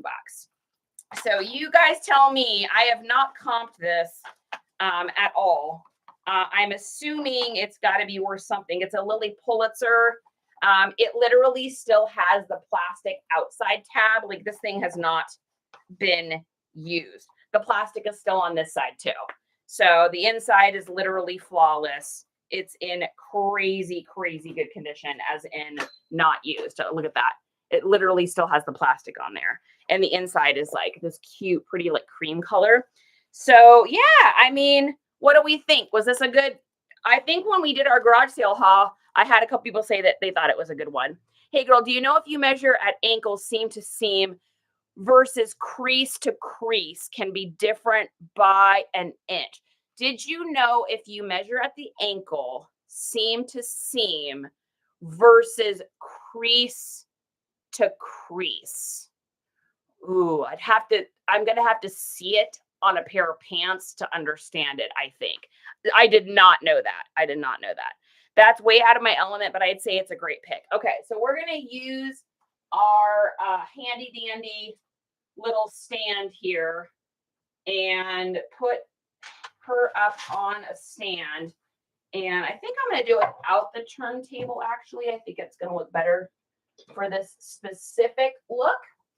So let's see, we need to raise her up. So what's really cool about this one too is it literally, you can wear it long or short. So we'll take a picture of it short first. And let's raise this up here. And then we'll get a picture of her long. And I think that way people will know that it's versatile. Still has a couple little guys on here. Let's get these little chickens off. Get off there. We don't want you on there. We don't want you making our bag look bad. And I'm going to go ahead and just shine up that metal just a little bit. Get her looking all beautiful and shiny. We want her shining like the holiday purse she is. So this is a perfect, in the description, if this doesn't have, if you can't find a model number, you can't find this specific one, I probably can, but you could put New Year's purse, party purse, glam. I mean, it's got all those attributes to it for sure. Okay, let's take a look and see how this looks. Let's take a look here. A little dark. So let's mess with our exposure a little bit. Let's bring our exposure up, I think, just a little bit. Let's try a 0.3 and see what we think. Oh yeah, that looks pretty nice. So that looks pretty good. Now what I'm going to do is I'm also going to do my opening photo for her. So let me get the backs here and then we'll do the opening picture because I want to get up closer to her for the opening photo so that I'm not quite so far away. So we're going to get a picture of this back and let's take a look here. Yeah, that looks great. Looks good. We'll do a little ruler thing here and let's get what it's going to be if we do it like this, and then we'll get the long version, which would just be the double of this. All right, and hopefully I'm doing good on this. You guys know I don't do a lot of these women's bags, so I think the best way for me to do this is probably going to be to like kind of drape her and show what she does. So I think this is a good time for me to probably use maybe this. Let's take a look here. Because we want her to look like all beautiful and gorgeous, right? And I don't know what the best way to take a picture of a bag like this is. I am so insanely out of my comfort zone with this kind of thing. But we're just going to make it up as we go and go with what I have seen out in the world of reselling. And then you guys tell me what you think, if it looks good or not. Okay, I'm going to take a picture of this. And then what do we think of as that for our opening photo? Do we like that? Should I change it? What are our thoughts and opinions on that? Speaking of dry rot lately, I found a few pair of Nike Shox that are starting to show signs. Yeah, Nike Shox, the older Jordans. Nike is, of all the sneaker brands, infamous for it. Infamous. You guys like? What color would you list that is? So many variations, man. I would say it's probably like, it's not really technically navy. Man, Riz, what do we think? I don't even know if you guys can get the real true color of this. So it's not really navy. I mean, it is, but it also has this like, okay, understanding color spectrums, I would say it's like 90% blue with like a 10% little bit of green in there. Royal. It's a royal blue. Thank you, Marie, on it. Peacock, turquoise. Yeah, peacock is closer. Turquoise would be greener, but that's it right there. Royal. Thank you. Royal blue. Yeah, what do we think? Do we like that picture? What is our opinions? Guys, again, this is out of my wheel. This is out of my comfort zone. Guys, see you over on the tubies, it's UBs. We like, that's good. I mean, is that how we do it? They may want to know the length of the chain. Yeah, so I'm going to do a long chain one now too. So I did the one, and then what I'll do now is if I can get this all the way up, I think I could probably get this whole length in here because these stands go up pretty far. Let's see. Oh, pretty gosh darn close though. I think if I go like that, it'll at least give you the idea that it comes out this way. And then I can do a picture of the measuring of it. All right, let's get a photo of that. That'll at least give the people an idea that you can do it. Oh, that's way too dark. That's way too dark. We gotta lighten that one up. Lighten that one up, girlfriend. All right, let's get a picture of that like that. Perfect. All right, that'll at least give you the idea that the chain can go long as well. I mean, hey guys, this is what happens when you see me getting stuff that is not in my wheelhouse. I just don't do this kind of stuff. But what I love about it is that it's like always stretching, always growing, always learning, right? I mean, this is what you want to be doing. You want to be pushing yourself out of your comfort zones. I mean, I don't carry a purse, kids. I literally carry a fanny pack. So I either wear, I'm not kidding. I either wear a fanny pack or I have a Star Wars Stormtrooper backpack, and that's what I wear. So I have 2 nice purses in my closet that I don't even use.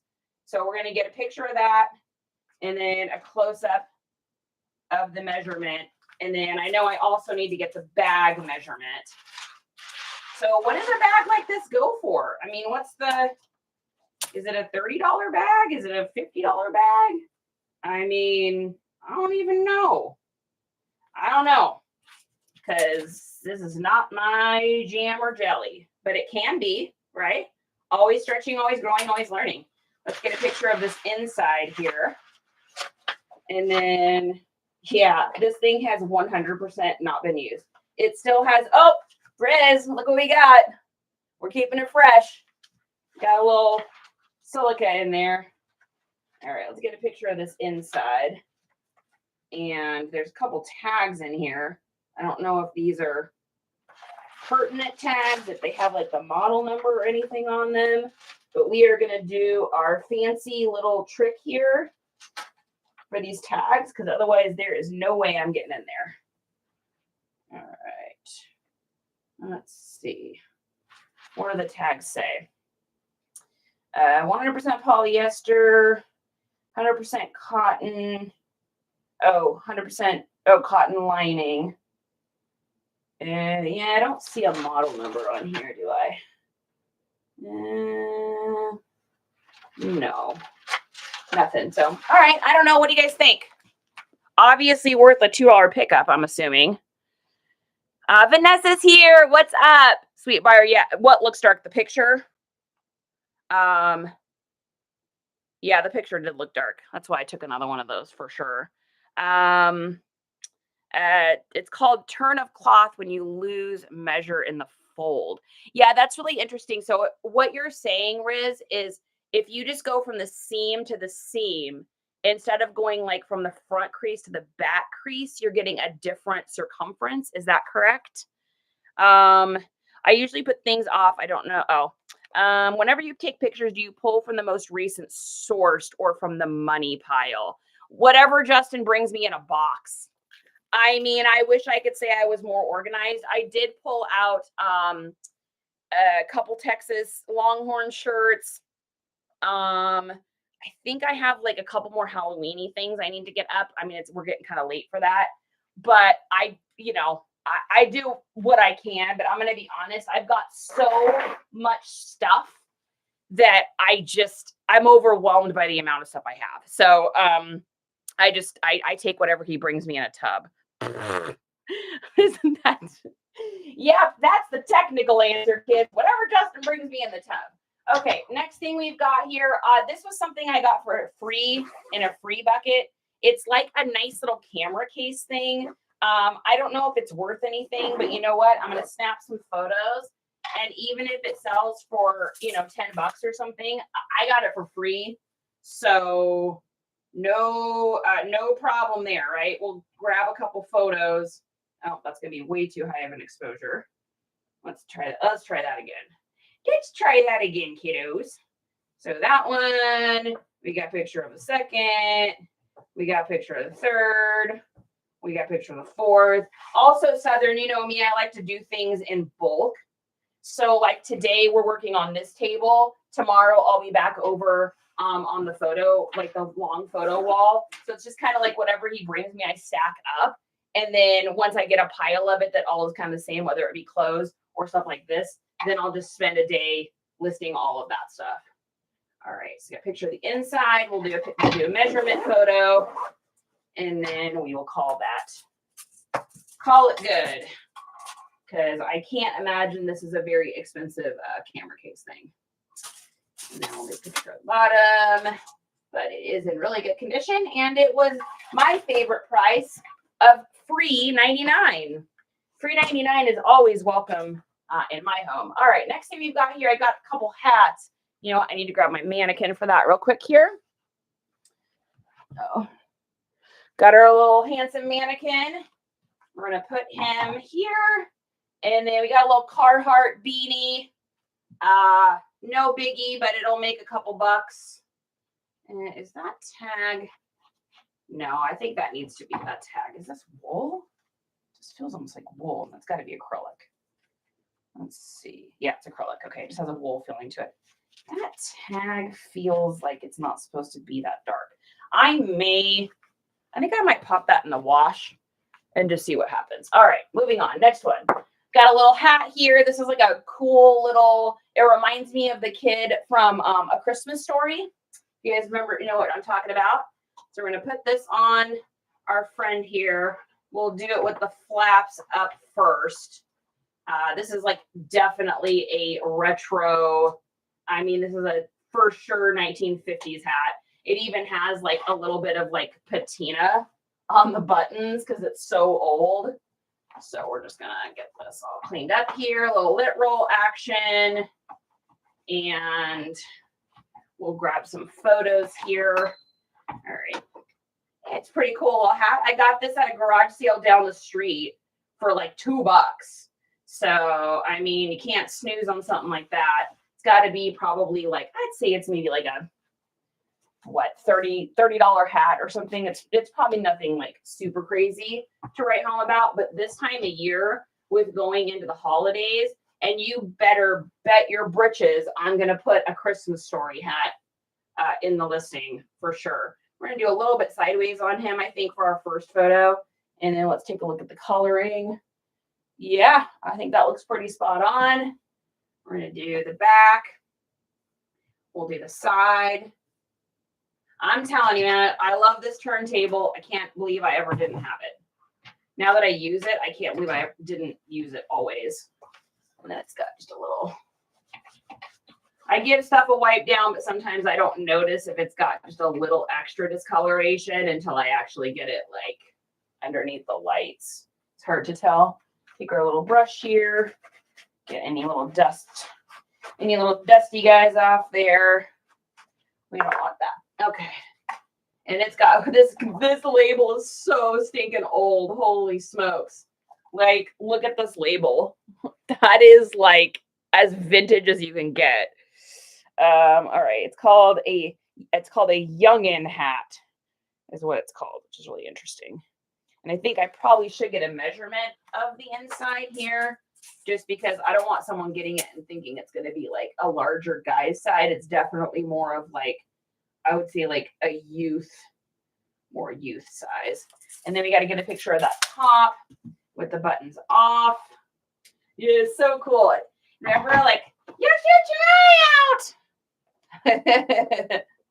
Oh, I gotta do the puzzle piece here. Okay, get this on here, get his little flaps down there, and get a picture of that. Let's take a look here. Yeah, that looks great. All right, cool. So taking pictures of hats, this is kind of what I usually do. I do a lot of hats too. Now, you guys haven't seen me do a lot of hats. Oh man, I got a stack of hats to clean. I have like 40 hats that need to be cleaned. Totally procrastinating it, and I will 100% own up on that. All right, so we got this one here is our first one. Then we've got like the back one, inside, tag, measurement, flaps down. So a little variety there. Hey girl, hey Thrifty. I was watching you earlier. Lily Pulitzer cat crossbody, inky navy velvet bag with gold chain style. I am taking a picture of that. You saying that right there because I'm going to use that. Thank you. How do you store and organize your hard goods? Southern, I've got them in bins in my room on my racks. I do them by section. So I've got like a purse bag, purses, holiday. What else do we have? Sports, vintage toys. And then if I come across big things of like toys, like I'll have a Care Bear tin or a tub, Ninja Turtles tub, so on and so forth. Although I don't have a lot of those right now. Most of that has sold out. I've been sourcing so many clothes recently. So that's how I do it, just up on the shelves. Ralphie, Cousin Eddie. I think Cousin Eddie, wasn't he? No, because the kid that wore that, wasn't that the kid that like got his tongue stuck on this? Like, was that kid? I haven't seen it in a while, but you're thinking Christmas Vacation. No, but Eddie does wear one of those. So yeah, that is true. He's like, got a little plate up here, Clark. I can't go fast anymore. What do you use to clean your hats? So I usually just put a little bit of baking soda and a little bit of Dawn in a bucket. I like get it all really nicely mixed up in there. And then I'll put my hats in there, let them sit for, I don't know, maybe like 15 minutes or so. And then I go in with one of these little guys and I do rim, underneath, inside, outside, and then I rinse it under cool water. I do all this with cool water. And then once it's rinsed, I put, I've got like a whole thing of rags and I roll the rags up so that the hat stays crisp. You know what, Golden? I think there's actually a video here on TikTok. I mean, you have to scroll probably down a ways that I did on cleaning hats. And then if stuff is really bad, or if I think it's beyond the baking soda situation, I'll put a little, I've got OxyClean, and I'll sprinkle just a little bit of that in the water. You just got to be really careful when you're doing the vintage hats, because some of that stuff will actually take the ink print off, because the ink print that they used back then just comes off way easier. So you just got to be really careful with that. You were live for 3.5 hours. Holy smokes. You can use your drill setup for the hats also. Yeah, so you can use this for the hats too. You just got to be careful because you don't want to disturb the strings that are on hats. So I've used this on a couple of the hats that are like more beefy hats, but a lot of the hats I get are a little bit more vintage, so they might be a little bit more tender. So I just use this and literally just like that. And then I stuff them and then I put them all outside to dry, out of the sun, of course, but still in an environment where they can dry outside. And then once you take the rags out, that way they're already in their nice form too. Hey, Shelly, good to see you. Okay, we're going to get a drink of water here. Okay, next thing we've got is a pair of Pelotons. I picked these up at a garage sale. I did pay up for these, but they are in sickeningly good condition. So I paid $20 for these. I think it was 20. It might have been 15. I think she wanted 20, and I think I got them for 15 when I think about it. They're just in such good shape that I was like, I can literally turn around and sell these I don't have to like do anything to them. I am going to spray just a little bit of water on this paper towel and just wipe them down, because they literally haven't even done anything to them. Like this is the condition they came in. So anytime I get something like that, I'm okay with paying up a little bit, because time is money, money is time, and I don't have to do a bunch to it. Like, there you go. That's the extent of the wipe down. All right, let's get rid of our handsome. This mannequin needs a name. I don't have a name for him, and that is a problem. Or her. I don't know who that is. We need a name. All right. We're going to make the Velcro, or as they would say on eBay, the hook and loop, look nice. Make it all nice and even. Sometimes, you know, the devil's in the details kind of situation. You just want to like get, what does that even mean? That saying, I don't even understand what that saying means, but I find myself saying it. So you just want to get like the straps and everything looking nice. Like, yeah, it's going to take you a second to do it, but you know what? That's going to look so much better if everything is like nice and even Steven than if it's just looking like a hot mess. All right. Now, I don't know. I think I should still be able to do our up and down with these. Let's take a look. Maybe. Yeah. All right. Look at that. Clicks right in. That's meant to be, baby. That's hashtag awesome. All right. Hashtag Rachel Holidays. Oh, watch party. All right, let's get a picture of this here. Welcome to the weird world that hubby and I live in. Okay, let's take a look at what the photo looks like. Oh, yeah, baby. Oh, yeah, baby. That looks like money. These shoes are for sale. I don't know any of the words to that song, so I'm making them up. Woo, I just butchered someone's favorite song, and they're so upset right now. Okay. Let's get the insides. Oh, they do need a quick vacuum out here. Bust out the old vacuum. They need a little love. 1 and 2. So these are a 39, which means I think that means that they're a 7, if I'm not mistaken. I could be wrong on that. It feels like a 7 was a 39. Or I could be making it up. All right, so we're going to get a picture of the inside here, which just has the size on it, so that's great.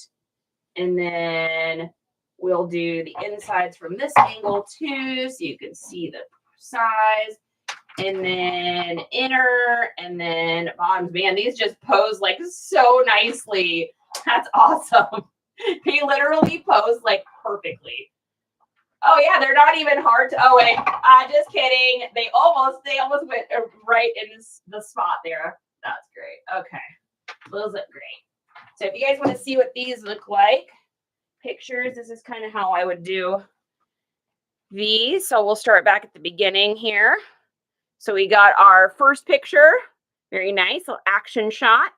Side. Now, way the person can actually imagine themselves like using these, which is why I do the up and down. That action shot is always going to make you more money than a static image. And we got the insides that way, middles, bottoms, and GTG. Yeah, we ended so we could eat. My knees and feet were starting to hurt. Well, and you're standing on that hard floor in there too. Do you have like any mats or anything, Thrifty, for your feet in there? Let's play a game. How many gadgets can you spot and name? Dude, it is a thing, isn't it?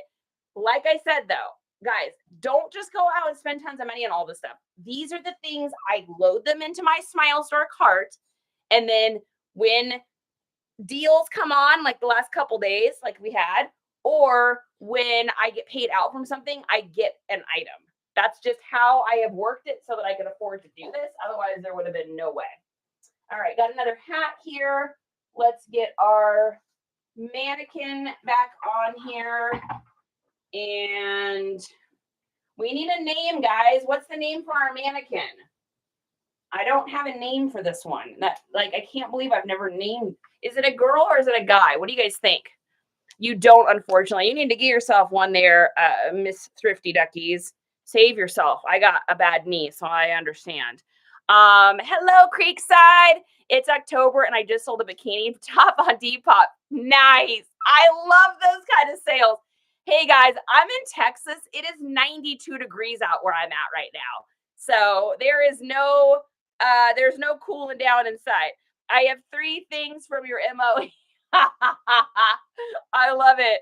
Oh my gosh. George, you like George? Do we like George? Named my Donna from Suits. Oh, I'm so jealous. I love Donna.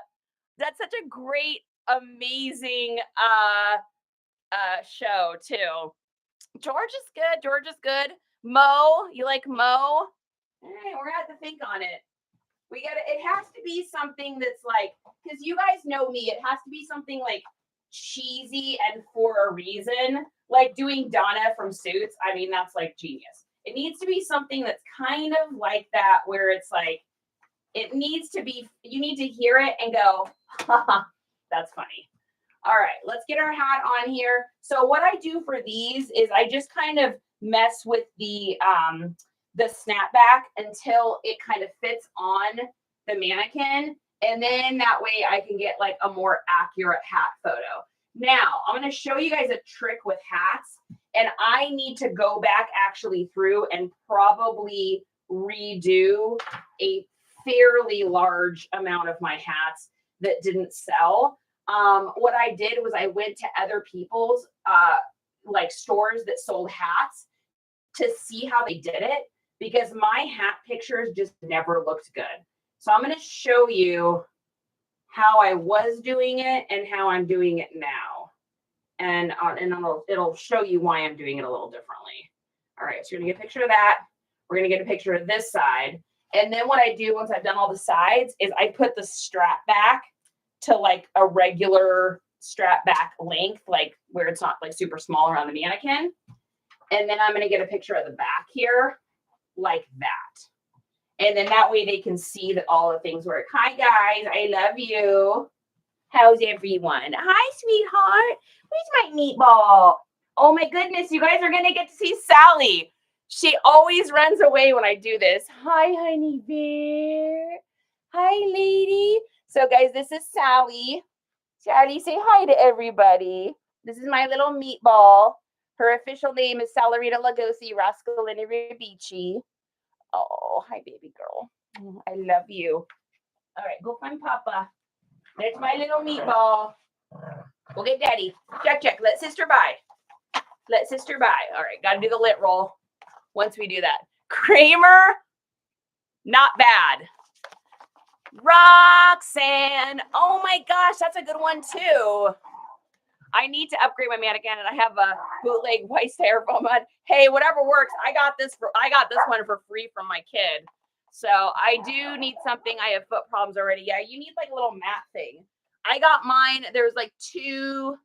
It's like two for the price of one on the Smile store for these ones. These are the ones I really like. Here, we're gonna pause here. We're gonna help out Thrifty. These are the ones I really like that have like the super foam and then have the step up so you don't trip. So these are probably the best brand I've bought. I have ones all over my house. The other ones I got two from Wally World, but they like the thickness didn't stay.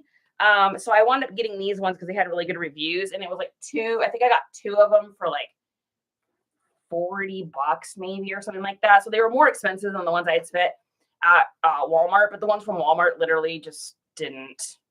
They didn't work. So, which is not like horribly shocking, but it was like, Charity, just spend the extra $10 and get ones that are going to last forever. And these, I stand on these all day. I move these around my room all day.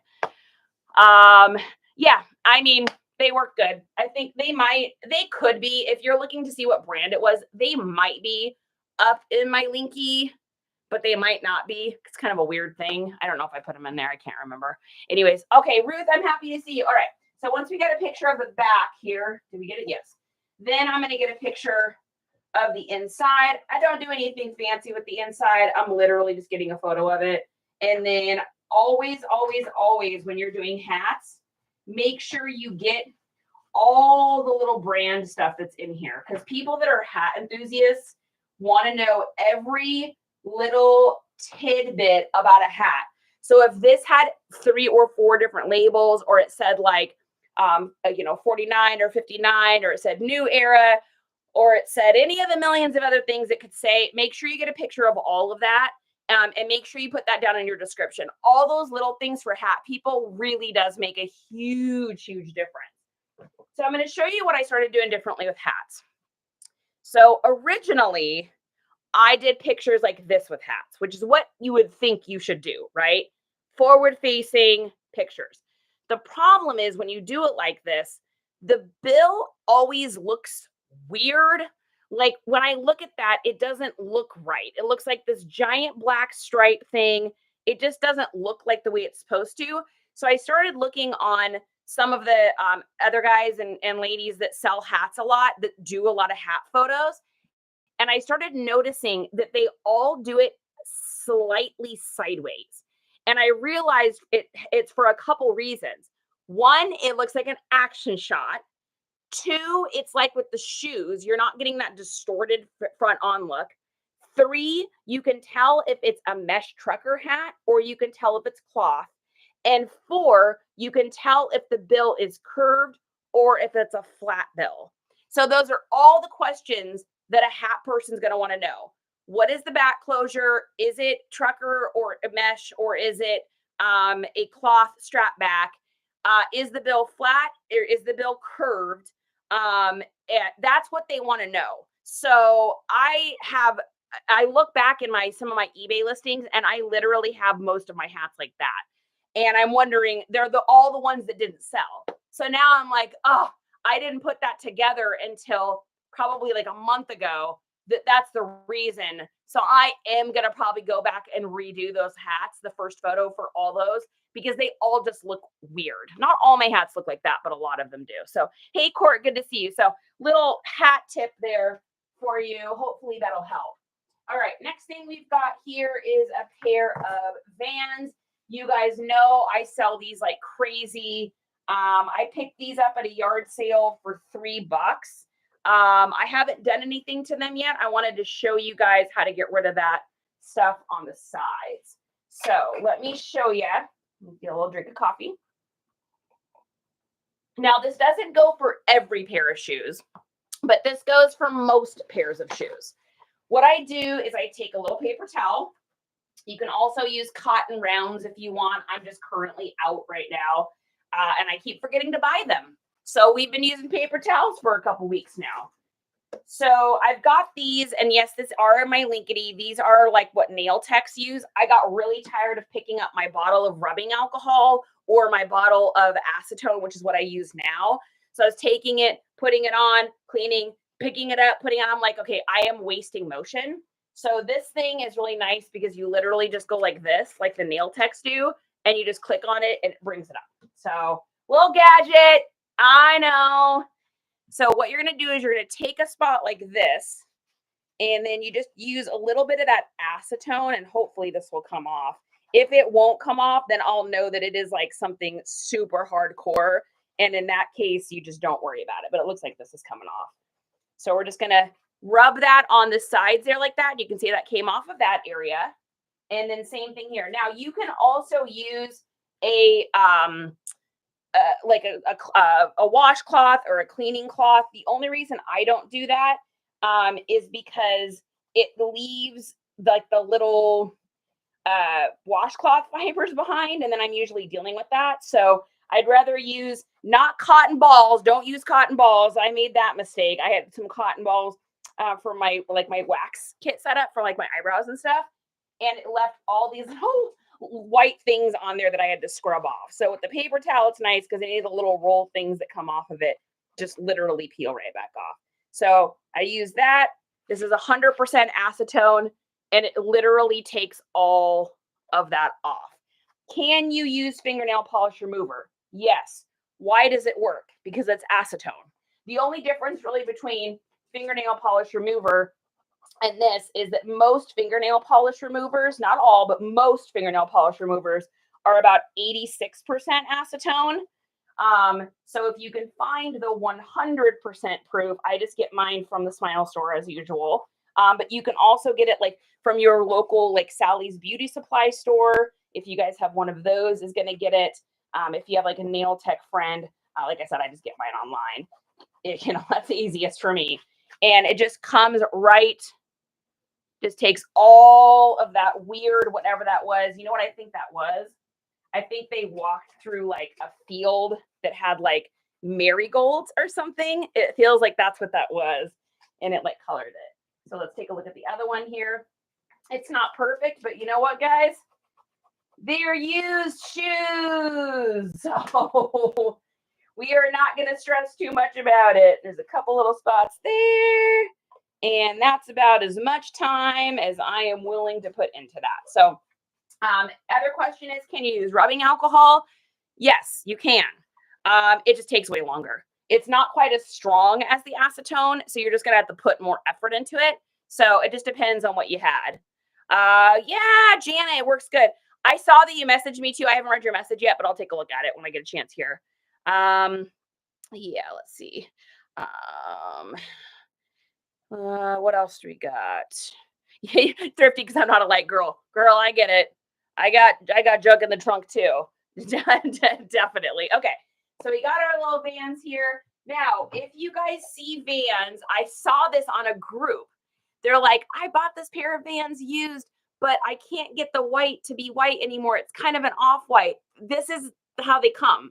Not the actual white ones with the black. That's a classic Van. These are the black on ivory. So don't try to bleach these out if you find a pair that has this coloring, because that's actually how they come.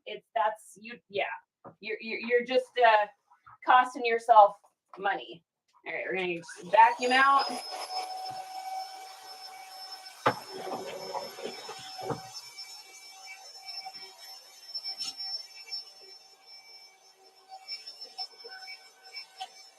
All right.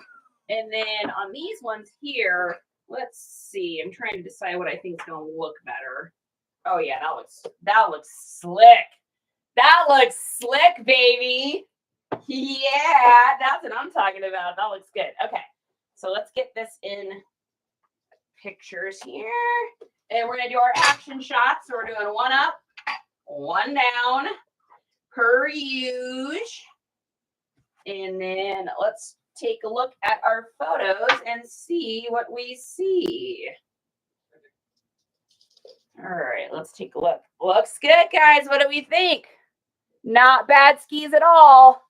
Not bad skis at all. So we did our front. We're going to do side, back, side, front tops. Then we're doing insides, And then on Vans, if these labels are super worn off in the back, make sure you get a picture of that, or you will have a very unhappy customer. Because there's some people that don't care if that back label thing is worn off, and there's some people that are really going to care. So make sure you do that. Now on Vans, the size is always on the tongue, which can be very challenging on the smaller pairs to get, even on the larger pairs. So we are going to put our phone in here, make sure we can see that, and then we're going to take a picture of it. And look at how well that works. Look at that. Tell me that that is not like the perfect way to do that. So you can't tell me that because it is. And then on these, they have a little bit of discoloring here and there. But I mean, what are they, guys? Used shoes. The amount of time I spent scrubbing Vans at the beginning, oh my God, I would spend like an hour on a pair. And I'm like, how does anyone make any money doing this? I have all these shoes. They take forever to clean. And I'd be all emotional. And my son would be like, stop cleaning them so much then. I'm like, I can't stop myself. He's like, well, you're going to keep doing that then. I'm like, you're right. All right, so always go with your kid. Where'd you get your turntable? Do you have a Smile store? It's up in my old LinkedIn up in the bio YOE. The reason I went with this one, whether you get the one that I use or a different one, make sure yours has a wide bottom like this. A lot of them have a small bottom base. And when you put the shoes on it and you push down, it'll actually wobble. So make sure you get one that's got the bigger base like this one at the bottom. Let's see, this one is what size is the base on this one? I think this is like over 6. Yeah, this is a little over 6 inches. The other ones I think were around 4.5, 5. So just make sure you're going to get one with the bigger base. So if you want to get this exact same one, it is in the old LinkedIn. All right, we're going to do a bag here. So we're going to bust out our little wrap guy here. And we're going to see now when a strap is this long, I just can't get the whole thing in a photo. So normally what I'll do is either what we were talking about earlier, where I'll take both of these, because it comes in a set of 2. So I know this is seems like a lot of gadgets, guys, and you know what? It is. But I've just gotten stuff over time. So if you don't have stuff, just use what you have. No one is expecting your pictures to look perfect. I only got this stuff because that was a deal I made myself when I was doing this. Is if I was going to do it, I was going to invest into it, and I was going to take what I'm making a little bit and put 20% of what I'm making back into my business by buying new things to sell and by buying gadgets. That's just rule of business, is to always invest at least 20%. So we're going to go ahead and stuff this guy just a little bit with just some paper. Before I had this kind of paper to do this kind of stuff with, I would just use towels. So if you don't have, I think I even used t-shirts at one point. So if you don't have the paper, don't worry about it. Just get, just use a towel or something. It doesn't have to be perfect. It's all about what the end result is, right? It's not about how you get there. It's about, as long as your pictures look good and your descriptions are good, you will sell the item. Title's good. Got keywords. All those little things are going to make a difference way more than how many gadgets or things that you have. All right, let's get this up here and then let's take a look. So this is like a cool little army bag kind of situation. Neat little leather on the outside. Total Y2K vibes. 100% Y2K vibes. So I think we're going to go with a little something like that. Now this probably won't be my opening picture. This will probably be just one of the photos so people can see the strap. I always do kind of my opening photo the last after I've gotten to know the item a little bit. I've done that with bags and purses and belts and stuff for a while now, where I'll do the longer strap photos first. And that way I'm just kind of becoming acquainted with the item and how it moves, so that it seems to me when I do my opening photo, it's I know it a little bit better. I don't know if that makes any sense to you, but it makes sense in my head. Otherwise, when I was trying to do it before, messing with the straps and seeing how long and stuff they were, it just felt like I was spinning my wheels. So we're gonna do that. And then this is, again, another way I use these is I will put the back against the back of the wall, and then I use it to prop the item up. So it's all about finding ways to do that. And then I usually do something about like that. I've sold quite a few of these little army bags, not this exact same brand, but like this same style. I've sold quite a few of these. And this is kind of how I do it. That's why I did the early Pulitzer like this, is because I've been able to do this like this. And then I'll show you what that looks like.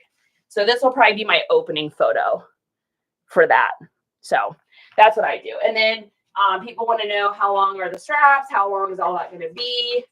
When I've got something that's this long, I'll just do pictures of it like this. If I've got a bag where it'll sit like the Victoria's Secrets one, I'll just do it while it's up in the air. Otherwise, I just do it like this. And then pull that taut, show them how long that strap is. And then I also want to get the length of the bag, and then obviously the depth of the bag. Something like this that's more of just like a military shoulder sling. You don't have to be quite as particular with it as you would say if you were doing, you know, a higher end purse, because someone's getting this just for the more like grunge look anyways, the Y2K look. They're not getting this you know, to like go to like, you know, the Met Gala or something. I don't even really know if that's true, but anyways, okay. And then we're gonna get a picture of the inside. So we got to get all the stuffing out here. And this is called a Myra bag is the name of this. Or Myra, M-Y-R-A. It's, like I said, it's not a brand I'm super familiar with, but I saw the aesthetic of it and I was like, dude, it has such a Y2K vibe. I could not pass this up. I got it out of a bucket. Somebody had like a bucket of stuff at a sale, and I got it for like $1. So can't go wrong with that. Let's see, there is a little tag in here. Yeah, I don't know if it's Y2K or if it's just giving the Y2K. I mean, that's a pretty beefy tag, but it does say made in India. It's leather on the outside. This must be an actual brand, because there's no way that they spent that much time and care on just like a, you know, cheesy little bag. Interesting. I'll show you guys the brand here. So here's the photos we have for that one. So got, you know, the care tag. We've got the inside of the bag. This is the brand here. M-Y-R-A, Bay. Is it Bay or bag? Bag. Bag? I think it's bag. I don't know if you guys are familiar with that one. And then we've got a couple different lengths here just to show in the pictures. We got the strap length. And then that'll be our opening photo. And then this one will probably be our third, and that'll be our second. People like to see like how long is the strap, and then they can kind of imagine it on themselves. It just makes it feel like it's more an action in my ways. How long do you have to ship on Depop? I think you get up to 10 days, Bailey. I think after 3, you start getting reminders. I don't know. I ship my stuff every other day, so I'm not sure.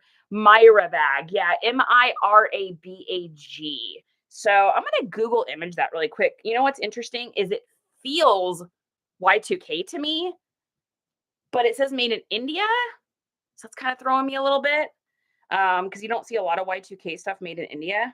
Let me take a look here and see if I can get a Google image. All right. Yeah, we got there's one new with tags for 35. There's another one for 55. Oh, these are all over the place.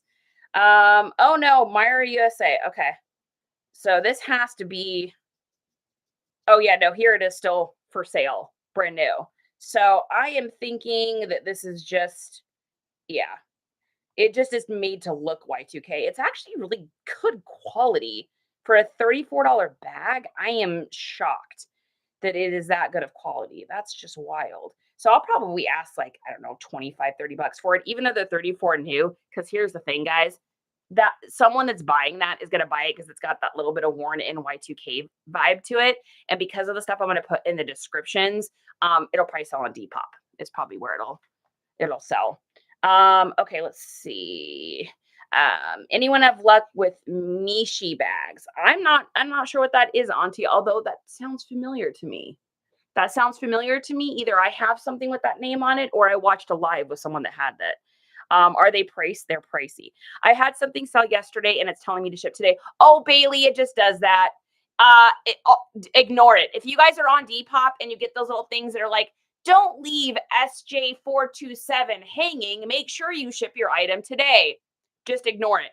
A lot of people do, I don't do this on Depop, but a lot of people go in and automatically mark that the item is shipped and then they don't attach a tracking number or anything to it. And they do it after it's bought. Now, I'm not saying to do that. I don't do that personally, but I think people do that because they don't like getting those little reminders. So yeah, just ignore it. What didn't I miss? Finally done. Oh my God, internet's insane right now. Never thought I could. Oh no, what's going on with your internet? Yikes. That's the worst. Not Y2K. You can buy them in boutiques. Yeah, and I think that's what we just figured out.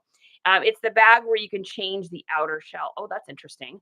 How crazy. That's really interesting. I usually ship next day. Yeah, Bailey. So I usually ship Monday, Wednesday, Friday. Normally, unless I get somebody that's like, I have to have, like, please, like, I really need this. And it's like on a Tuesday. If I'm going out already, I will ship it. Otherwise, I ain't driving my butt to the post office. It takes me 15 minutes to get there. So a little water. Okay. All right. Next, we have, what do we got next? Another pair of shoes. These shoes. So little pair of Hokas. They are in insane condition. These are very, very expensive boots. I don't know that they've been worn. However, I don't have a box or anything for them. So I got to put them as used because I can't in good conscience say that they're brand new. But like I said, they are in absolutely sickeningly good condition. Really good for this time of year too. I mean, this is like, I could not be selling these at a better time. Got these at a garage sale for, man, what did we pay for these guys? It's that same one I went to that was out like in the country that I got the Bionics from. I probably paid anywhere between $3 to $5 for these, somewhere in there. I know I didn't pay any more than that. Everything at that sale, except for, of course, the one special item, because there's always the one special item the person doesn't want to sell, so they just mark it at some crazy price. At that sale, it was a pair of Nike soccer cleats, and what was really funny about it was that the soccer cleats were like a really terrible size. They were like a youth 4 or something. They were just a really, really, really small size. And the lady wanted $30 for them. And I did a quick comp while I was there. In fact, it's one of the only things I could comp because my internet was just not having it there. My Verizon. And so I did like a quick little comp thing and they were like $35 new. So she literally wanted like what you could get them for, like brand new. But there's always a special item. So what I do is the same thing I do every time. You guys have heard me talk about it. I compliment them on the item. Oh my gosh, those are in such great condition. Those are really cute. Where'd you get them?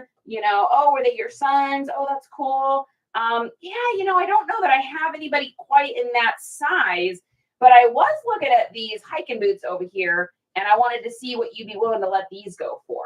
And if you compliment them on that first item, the expensive item, this is a little marketing tip. If you compliment them on that first item, then what happens is you've already created rapport with them, which is always really important in sales. You want to create that rapport. So you've created that rapport with them. And now because they told you one item was $30, they're most likely not going to tell you that the next item is super expensive as well. So I usually try to ask them about something that I know that they don't want to sell or like what I can tell is going to be the expensive item at the sale. And then the next item I ask them is something there that I think is probably worth money, but they don't know it's worth money. And that's when I'll go in with like the, Well, how much are you asking for these right here? They look pretty good, a little bit of wear, can't hesitate saying that, a little bit of wear maybe. And they'll say, oh, $4 or whatever, because they've already told me 30. In their mind, they want to make the 30 off that. All right, I've got something I'm going to show you guys. So right here on the edge, those are called pressure lines. You can see them on the shoe. And what those come from is somebody pushing on it. So these have obviously been tried on. I mean, I don't know that they've ever been worn outside, but I'm going to show you a trick. You guys ready for another gadget? Now, you can use a hair dryer for this. So if you're like, I can't do it because I don't have that fancy thing, you can use a hair dryer for this. It just takes way longer. And y'all know me, I want stuff that's fast and simple. So I got to plug this in. I'm going to show you, this is what I use on all of my tennis shoes. Let me just plug this in really quick here and I will show you. So it's a little heat gun thing. I got this off of you know where. I use it to take stickers off video games and I use it for shoes. So what you do is you take the shoe and you'll see those lines there on that one. I want to make sure you guys see these. I don't know if you can see them. Can anybody see those little lines in there? What you do is you take your heat gun, and then I always do low because I don't want to mess it up. And you just hold it kind of away from it. Don't get too close. Do it for a second. Take it away. Put it on there. Do it for a second. Take it away. Then stop because it takes a second for it to work. Look on the other side. Nope, couple little crease lines there. Couple pressure lines. You can do this on any tennis shoe that has like a foam. A little bit more there. And then we're going to let it sit for a second because it takes a second to work. And then what it's doing right now is the foam is re-expanding. So same thing on this side. On this side, we have them vertical and we have them horizontally. Can you see? Man, I wish the resolution was a little bit better. But you've got like some lines in here. So I'm going to do the same thing on this one. Going to go on the outside here. Do. Take it away. Let it sit. Go back. Take it away. Let it sit. Flip. Other side. Oh, yeah. There's a whole bunch on this side. There's a ton in through here. There's a whole bunch of pressure lines. All right. You do it here. And then take it away. Do it again. Take it away. And then let it sit. And it doesn't sit for long, just like 30 seconds or so. And then what you want to do is take a look at it. Yeah, look at that. Nothing now. Can you see how it's all, like everything is perfectly smooth? Look, you can see the shine there, the sheen. It will literally lift all of those pressure things. I wish I had a pair that had even more of that like hardcore foam line pressure. Brooks, Asics, Nikes, Nike runners, Hoka's, anything that's got that kind of rubber bottom or that foam bottom, you can do it on. Here's the thing. Don't get too close, little bit at a time if you're going to use the heat gun. If you're going to use the blow dryer, it works too. It just takes way longer. I did the blow dryer thing for probably 6 months. And then I was like, I'm just going to bite the bullet and get, because the little thing was in my cart and I treated myself to it. And I'm so absolutely grateful that I did. Okay, let's get a picture of these here. We already got a picture of the inside, which is why I put the laces up. Now, these are in good condition. I don't feel like I need to put anything in the inside here. I think they're going to stand up just great on their own. So we're going to go like that. We're going to get our action shot here first. And let's take a look at the color, make sure it's good. Oh, yeah, that looks great. Okay. And then turning, we're going to do side. We're going to do back. We're going to do side. Fronts, tops. Middles. And this is where the fact that those creases are gone is really going to make a difference, is when you're showing these middles and you can't see any of the lines. Oh, my hand was in that one. Oh, my hand was in that one. Get your hand out of there, girlfriend. All right, and then we're going to do bottoms. Push the Lazy Susan towards the back. get the bottom. So yeah, look at this picture here. Literally perfect. There are no pressure lines now on any of those. Look at that. It's literally like nothing. There isn't one crevice or creak. So works great. So like I said, until you can get yourself one of those heat gun things, just use a blow dryer. Like I got the blow dryer I was using, which I have now. I use it if I have to do a spot clean and I want to dry something in my room really quickly, like a shirt or something. You can see the tag on here. You know why? Because this was from the thrift store. Literally. So you can find them at the thrift store. I think I paid like, $3.99 or something for that. Anyway, good little trick tip there. What else do we got? Get ready to watch magic. Yeah, Gracia says she's got the heat gun. That's fantastic. Ray OB makes a battery operated heat gun. Mary, don't let my husband hear that. He's gonna be like, oh, a new gadget? A battery operated, no cords? Oh my goodness. I can hear him ordering one from the other room. Yeah, that's so funny. Yep, fire baby. Hey Gentry, good to see you. Okay, had to polish the glasses up here a little bit. All right, what do we got next? Next, we've got a pair of, so this is going to be a version of Let It Go, Let It Go.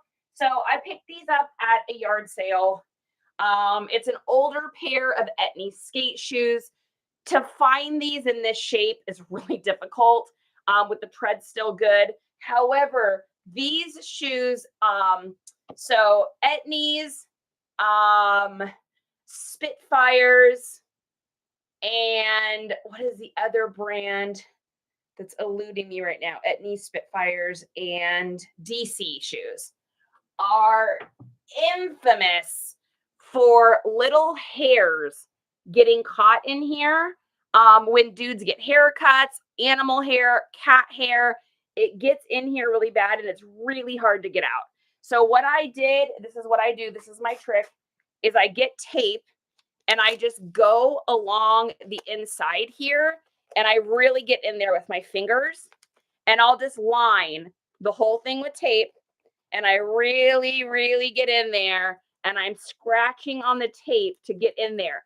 Don't do this on the outside. These ones are fine because they're suede, but a lot of these old skate shoes have that fake faux suede stuff that will peel off if you put tape on it. So don't do tape on the outside. But I get in here. I just really, yeah, gracious, exactly.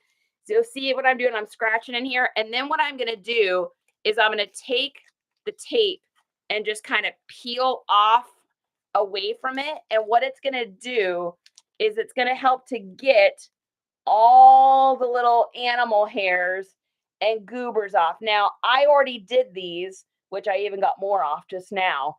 They were so hairy inside. It looked like a Yeti had literally stuck their foot in there. So I got off as much as I can, but there are still hairs in here. I could spend 2 hours on these, or I could just knock $5 off what I was going to charge and list them and just put inside, previous owner came from a pet friendly home, may have small hair inside. These shoes are famous for collecting that. I'll put something like that in there and we're going to call it good because there is no way that I'm going to spend any more time doing this. The person that's buying these are not buying them expecting them to be perfectly hair free or flaw free. It's the older pair of Etnies. There's just no way you're going to find these on the market anywhere. So they're going to get them just because they get them. I sold last month, I think you guys remember, or maybe you don't, but I sold a pair of DCs that were literally like peeling off.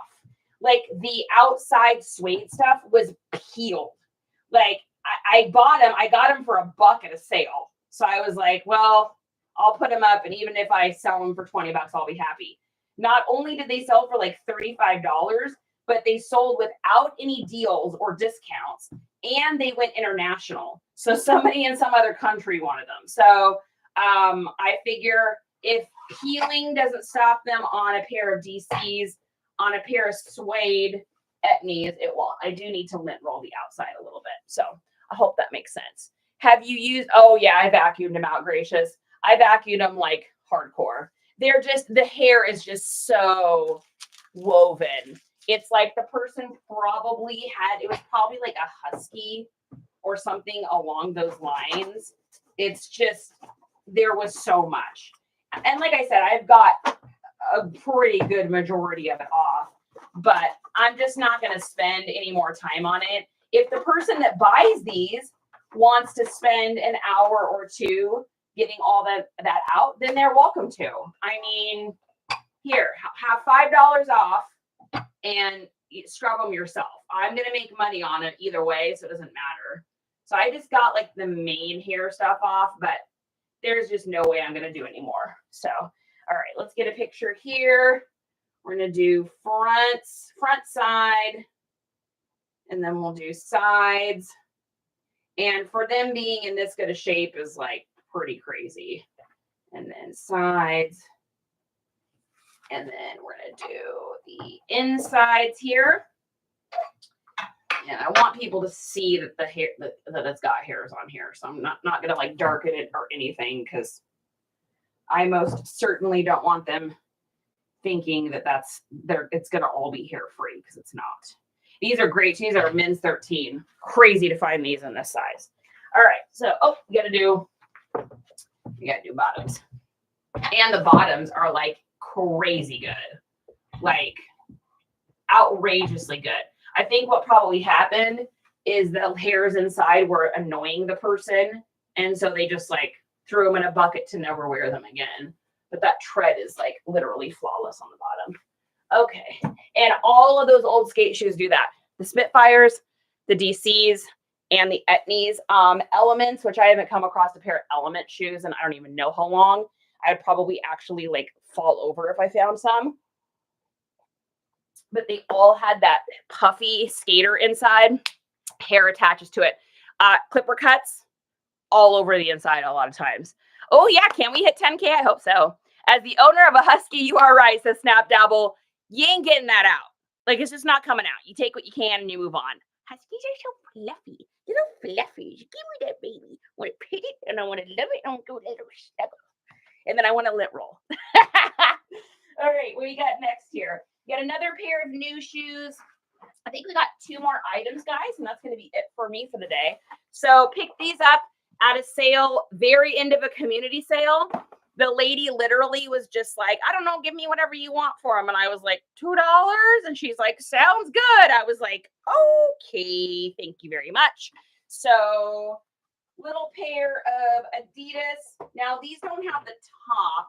So I think what I'm going to do, sometimes you got to get a little creative with stuff. So I think I'm going to get a little, there's our factory knot, folks, right there, already tied on. My guess is this person wore these for 2 seconds and then realized they weren't the right size. A tiny bit of maybe discoloration here or there. So I'll just put them as used. I'm not trying to put them as brand new. And then, so stuff like this, sometimes you just got to get a little creative. So we're going to take our little stand here and we're going to see what this looks like. Shall we play make up a thing? Let's do make up a thing together, guys. Oh yeah, there we go. All right, there's that little action shot. Nice. Yes, let's do it. Perfect. Look at that. That's going to be fun. Maybe, I don't know. Maybe we're not going to like it. Let's see what we think, kids. All right. And I need to go a little bit more sideways here. Let's take a look. Oh yeah, that's not bad. All right. I'll let you guys see it and tell me what you think. What do we think of that? With the little half box in the background? We like? I don't think that looks bad. What do you guys think? You can see the tag that it's new. You can still see the box and the UPC and everything. I don't know. She's cute. Yeah? All right. 10.3, 10.8. 10.8 is what we got. Vicky says looks good. All right. Coastal likes it. That'd grab your attention. Okay. Sounds good. If you guys like it, then I'm going to keep it. All right. So we got that there. Ooh, you know what I should do though? Because there is a sale price on these is I'm going to see what these are going for on eBay. And if I'm going to charge more than that sale price, I am going to take that off of there. Let's take a look. Oh, yeah, I think we're taking that off there. Let's see, new other, maybe not. Maybe not. Let's see, 25, 20, 30, 35. Nah, we'll keep it on there. They're not like huge money, guys. Okay, yeah, we're not gonna worry about it. All right, perfect.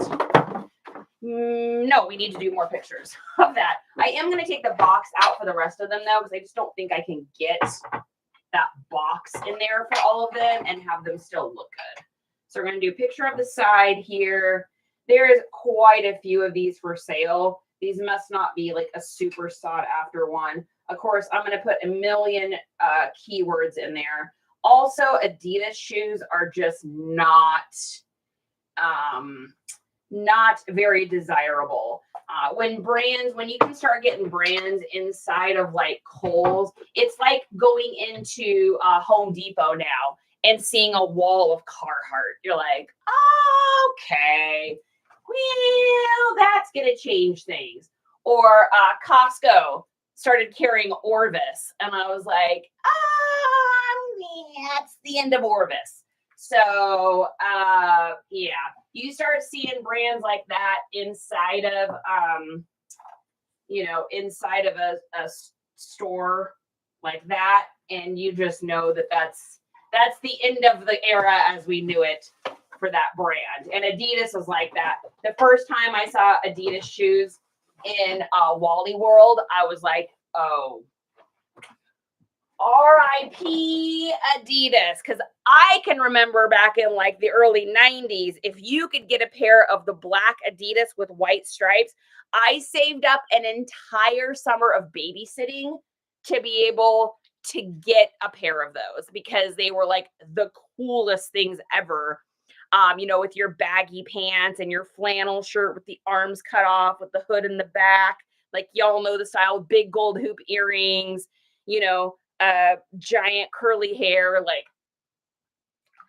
I loved my Adidas, but now it's like wah wah wah. Samba, no, they're not Sambas. If they were Sambas, we'd be having a different conversation. I've already stopped picking up Adidas, Nike, NUA basic clothing. Yeah, Under Armour I'll get if it's the heat gear, or if it's like has anything to do with like any sort of like football stuff right now, anything that would be good for training, like, and that's a good keyword, training or anything like that is good, but it really has to be like a specialty thing unless I'm getting it for super inexpensive. The heat gear and the golf polos do well for me. I usually sell them for about $15, but I'm getting it for $1 at a garage sale. So if you're not getting it for that, then don't bother. And then of course with Nike, if you can get stuff before like 2014, you're doing good. A lot of the newer Nike stuff, it's just not going to sell quite as fast because there's just so much on the market. Polar Tech 2. Gosh, I haven't come across any Polar Tech. Man, it's been a minute actually when I think about it. I think the last Polar Tech that I saw or that I sold was like a fleece zip up maybe. A long time ago though. That's wild. Hi, aunties. Oh, auntie's back. Auntie was gone for a second. Oh, Jack. Look at guys. He brings it to me and then he leaves them at my feet. Is this what you want, mister? What's mama got? What's mama got? Where's mama got? Where's this? Oh, is brother outside? Go get it. Go get it. Oh, brother's outside. Oh, he brought the ball and then went outside. Okay. I'm sorry. I don't have anything for you. I love you, though. Sorry, meatball. Love you. I don't have any treats. Okay. Sorry, guys. Distraction. Dog distraction. All right. Last thing we've got here is I need to put some chapstick on. Sorry. Got to do chapstick break. These are all the things we have to do live, right? Got to drink water. Got to put on chapstick. Okay. Last thing we've got here is a pair of Vans. So this is a good example of a pair that cannot go in the washer machine. Now, you're going to have different opinions from different resellers on this. However, these are material and also suede. What can happen when you put Vans that have suede in the washer, even if you do it on delicate, And even if you don't dry them in the dryer, which you would never want to do, but even if you didn't do that, it can pull away here because what happens is the suede like shrinks up from all the detergents. So I don't ever wash anything with suede in the washing machine. So what I do here is I took my scrubber, I sprayed the grandma sneaker cleaner on the material, and then I used my little thing on the material part, cleaned it that way. Then I used my just suede cleaner. I just sprayed the tops a little bit and then just did my little, brush up here. And that'll give you that nice buttery texture. There's one more trick I want to show you, and this doesn't have it on here, but this is a great trick for you to do. So if you can grab yourself a cuticle scraper, and you can get these literally anywhere. Of course, I got mine from where Smile Store, but you can get them from anywhere. You want to get the ones that have like the little circular dip thing. I don't really use this end because it's almost too sharp, but this end that looks like a little shovel. What you do, let's say that you've got suede that someone tried to clean and it got like crusty, because that happens a lot with suede if people clean it incorrectly. A lot of people will put these kind of things out at garage sales, or they'll end up in thrift stores because people don't know how to clean them. So what you do is you just take your little tool here and you're just going to lightly go across here and just kind of like, basically you're disturbing the suede a little bit. You're not digging. You're just going very, very lightly and you're just breaking that up. That way, when you spray it with the just suede cleaner and then you use your little brush on it, it'll get a lot of that off of there. If it's still crusty, take it again. And then what will happen is if you do it correctly, your suede will be what's called buttery, which means when you pet it, it'll look like, see how this looks like different colors depending on where I put my finger? It's like moving it around. It gives it what's called a buttery texture. And so same thing back in here. I have restored more pairs of suede Nikes than I could ever count. And these are Nikes that usually end up going for like $150 to $200 resale because they were really expensive Nikes to begin with. And they're most likely from before like 2013. So maybe even early, maybe like 2011. Like the white wolves, the gray on those they always get just destroyed and people just throw them out because they don't think they can use them. So I usually pick those up at garage sales for a couple bucks and a little, $1 or $2 tool and a little bit of spray that will literally last me the rest of my life. And a brush I've had for I don't even know how long. You can tell by how used it is. Just those couple little things can really restore that. So yes, suede should never be soaked. Oh, the greatest chapstick in the world. This is the only one I use. It's the Burt's Bees, but it's a special one. It's kind of hard to find. It's called Ultra Conditioning. I am telling you this right now. Write this down. If you guys get chapped lips, this is the only one I will use. It's the only one I have used for probably 10 years. I have gotten so many other chapsticks, and this one is like actually stays on your lips. It doesn't taste like anything, and it actually conditions, and it doesn't like dry immediate like other chapsticks, and it doesn't hurt your lips. Being down here in Texas, like it's so hot. I have one of them in here. I have one in my fanny pack. I have one by the table in my living room, and I have one on my bedside table. So Burt's Bees Ultra Conditioning. I usually have to order these because they're really hard to find. You can't usually find them just in the store. So you have these same shoes, Auntie. Your niece gave them to you. They're so cute, right? They're like a really pretty, like, they're almost like a chartreuse color.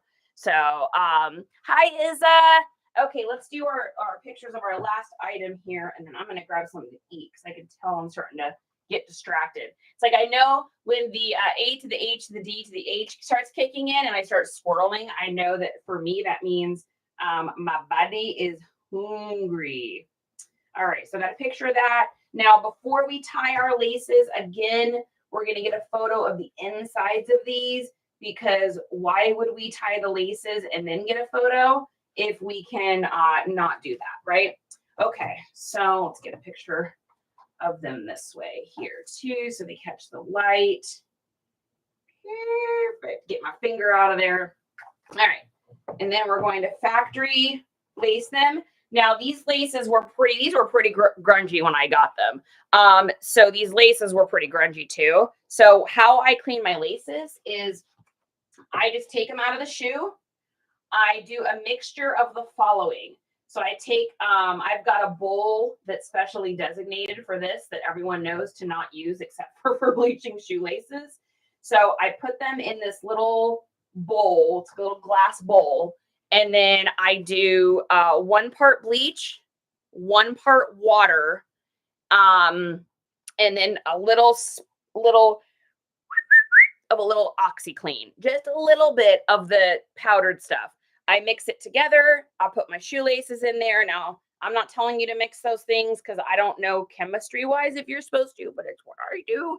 And so I mix those together and I let the shoelaces sit for maybe like an hour, hour and a half. I go in. If they still look bad, I'll stir them up with a little metal spoon and then wash the metal spoon, let it sit.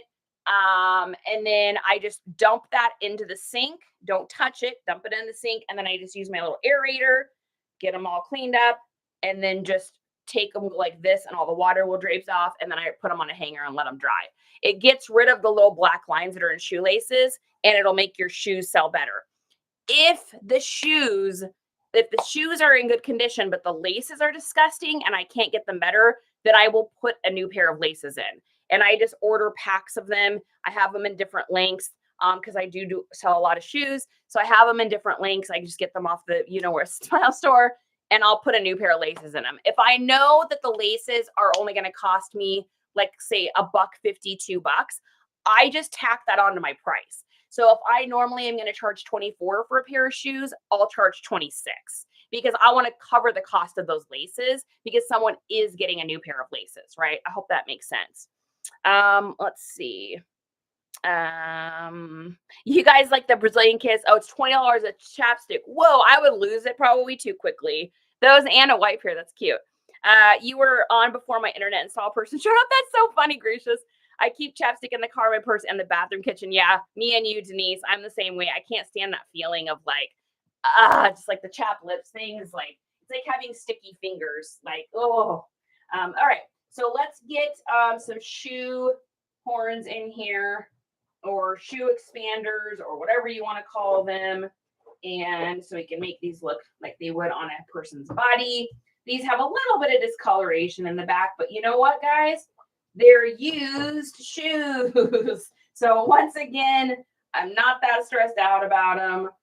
Probably invested, I don't know, maybe 10 minutes into these shoes total.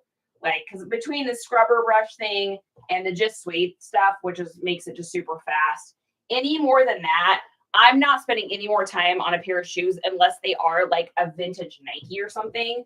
And I know, like, I've got a pair of LeBrons up for sale right now that are like $4.89. I spent a little time making sure those were perfect. So I'm going to spend a little time on some of that stuff. Otherwise, it's not worth it. All right, so we're going to do our action shot here. So we've got our back foot up. We've got our other foot down. We've got our factory laces. And then let's get a photo. And we're going to take a look at the color, make sure it looks good. Yeah, I'd say that looks about like those shoes. Let's take one more with just the exposure up just a smeagol and see, because I feel like I may like this better. Yep. Gosh, it's amazing. Sometimes just changing that exposure. So here's the first one. Not bad, right? Second one. Way better. That's actually looks way closer to what the color is on that second picture, at least in real person, IRL. Maybe it looks different to you guys, but all right. So side picture. I'm going to do back picture, making sure I get both of those Vans logos and the condition they're in the picture. Side, top, front, middle, and then push against the wall and get the bottoms. Perfect. All right, and then let's take a look here. So this is kind of what you're looking for when you do these. So you want your front side, I guess. Side, back, making sure you can see both of those Vans labels, sides, tops, middles, bottoms. And then, of course, we've got our original ones, which are going to be way back here at the beginning, which is going to be insides, size tag. And that's it. Erica, good to see you. If I can't find chapstick, I'm going to call. I love it. Denise, I'm the same way. So we, short story, and I'll let you guys go. We went to a concert a couple summers ago called Bumper Shoot in Seattle. It was gone for years and they brought it back and we went. And the Descendants and AFI were playing. So I'm like, of course I'm going to be there. And so we had taken the ferry across, walked on. And so I did my car, so I didn't have any of my stuff, and I had forgotten my chapstick. And I like to carry chapstick, and then I also usually carry like a little bit of like a little deodorant stick or like a little not baby powder anymore, like talc powder or whatever. I'm a sweaty girl, right? And it's summer, it was hot. So we're headed to this concert, we're walking, and I realize all at once my lips are like chappy dry and I'm just like sweating. And I'm like, I look at Justin and he could just tell I have like sensory stuff. I'm like really sensitive to sensory stuff. So like lighting, or if something on my body isn't right or something sticky or something, I just like, I have to stop everything to fix the problem before I can keep going on. Otherwise it like spirals inside of me. So I don't know if anyone else is like that. But so we're walking and Justin can just tell I'm uncomfortable. I mean, we've been together a really long time. So it's like, we're walking and I'm just like, he's like, is everything okay? I'm like, oh, it's fine. I'm trying to like, I can tough it out. And inside I'm just like, oh my gosh, my lips are so dry. I'm sweaty. I don't have any powders. I'm freaking out. How am I going to do this concert? I have to see the Descendants. How am I going to see FI? I'm never going to get the set list. But I'm just like spiraling in my head. So he's like, you know what? He's like, we're going to look at something real quick. So he gets out his phone and I'm like standing there and I'm kind of impatient. He's like, let's go this way. And I was like, I'm like, no, it's this way. And he's like, wife, let's just go this way. And I was like, okay, fine. And I was like, only if you buy me a cider. He's like, I'll find you a cider. I'm like, okay. So I follow him and we walk up, we round the corner and there's this giant Target in the middle of downtown Seattle. And I look at him and he's like, so we're going to go in Target and we're going to buy some chapstick. And we're going to get some spray deodorant for you because I already can tell what is happening right now. And you're in the negative wizard spiral going down. We're all going to yell timber. It's going to be a real bad day. So we went in there and they didn't have the white chapstick I love because it's hard to find, but they had just a regular Burt's Bees. Got a little Dove spray thing. I was happy as a clam. So Denise, I totally get it. And I'm with you. It is like a fire alarm situation. If I don't got the chapstick, I don't have like the sprays or the powders I need. Anyway, I don't even know why I shared that story. I just thought it would be something funny. So, all right, you guys, that is me. I'm going to get off of here and eat a little lunch. And then I'm going to get the stuff listed. So if you guys have any questions or anything about any of this, feel free to shoot me over a message. Thank you so much. 12.3K hearts. That makes me feel insanely honored. Oh, we have a new subscriber. Who is our new? Oh, it's not, I think it's either, is it Nerd Girl or in the 310s? We have a new subscriber. Oh my gosh, you guys, we're getting so close. TikTok keeps sending me reminders. They're like, you have 6 out of 7 subscribers. You have 7 out of 7 subscribers. So now you got 8 out of 12 subscribers. It's getting close. I don't know. It just makes me feel good. So thanks you guys so much. So for the new subscriber, thank you. And there's some cool stickers in here you can play with. All right, later, you guys. I will see you tomorrow. I will either be doing a shipping video with you or I will be doing photo pictures with you tomorrow. Just depends on how my day goes. So, all right, you guys, have a great day. Bye, everybody. Thanks for coming in. And thanks to everybody that is on the YouTubies for watching, whether you're watching this live or on the replay. I appreciate you coming in. Like and subscribe if you like me and all of this stuff. If you don't, that's cool too. Whatever butters your bread, yo. So have a great day, and I'll see you guys there. Bye, everybody.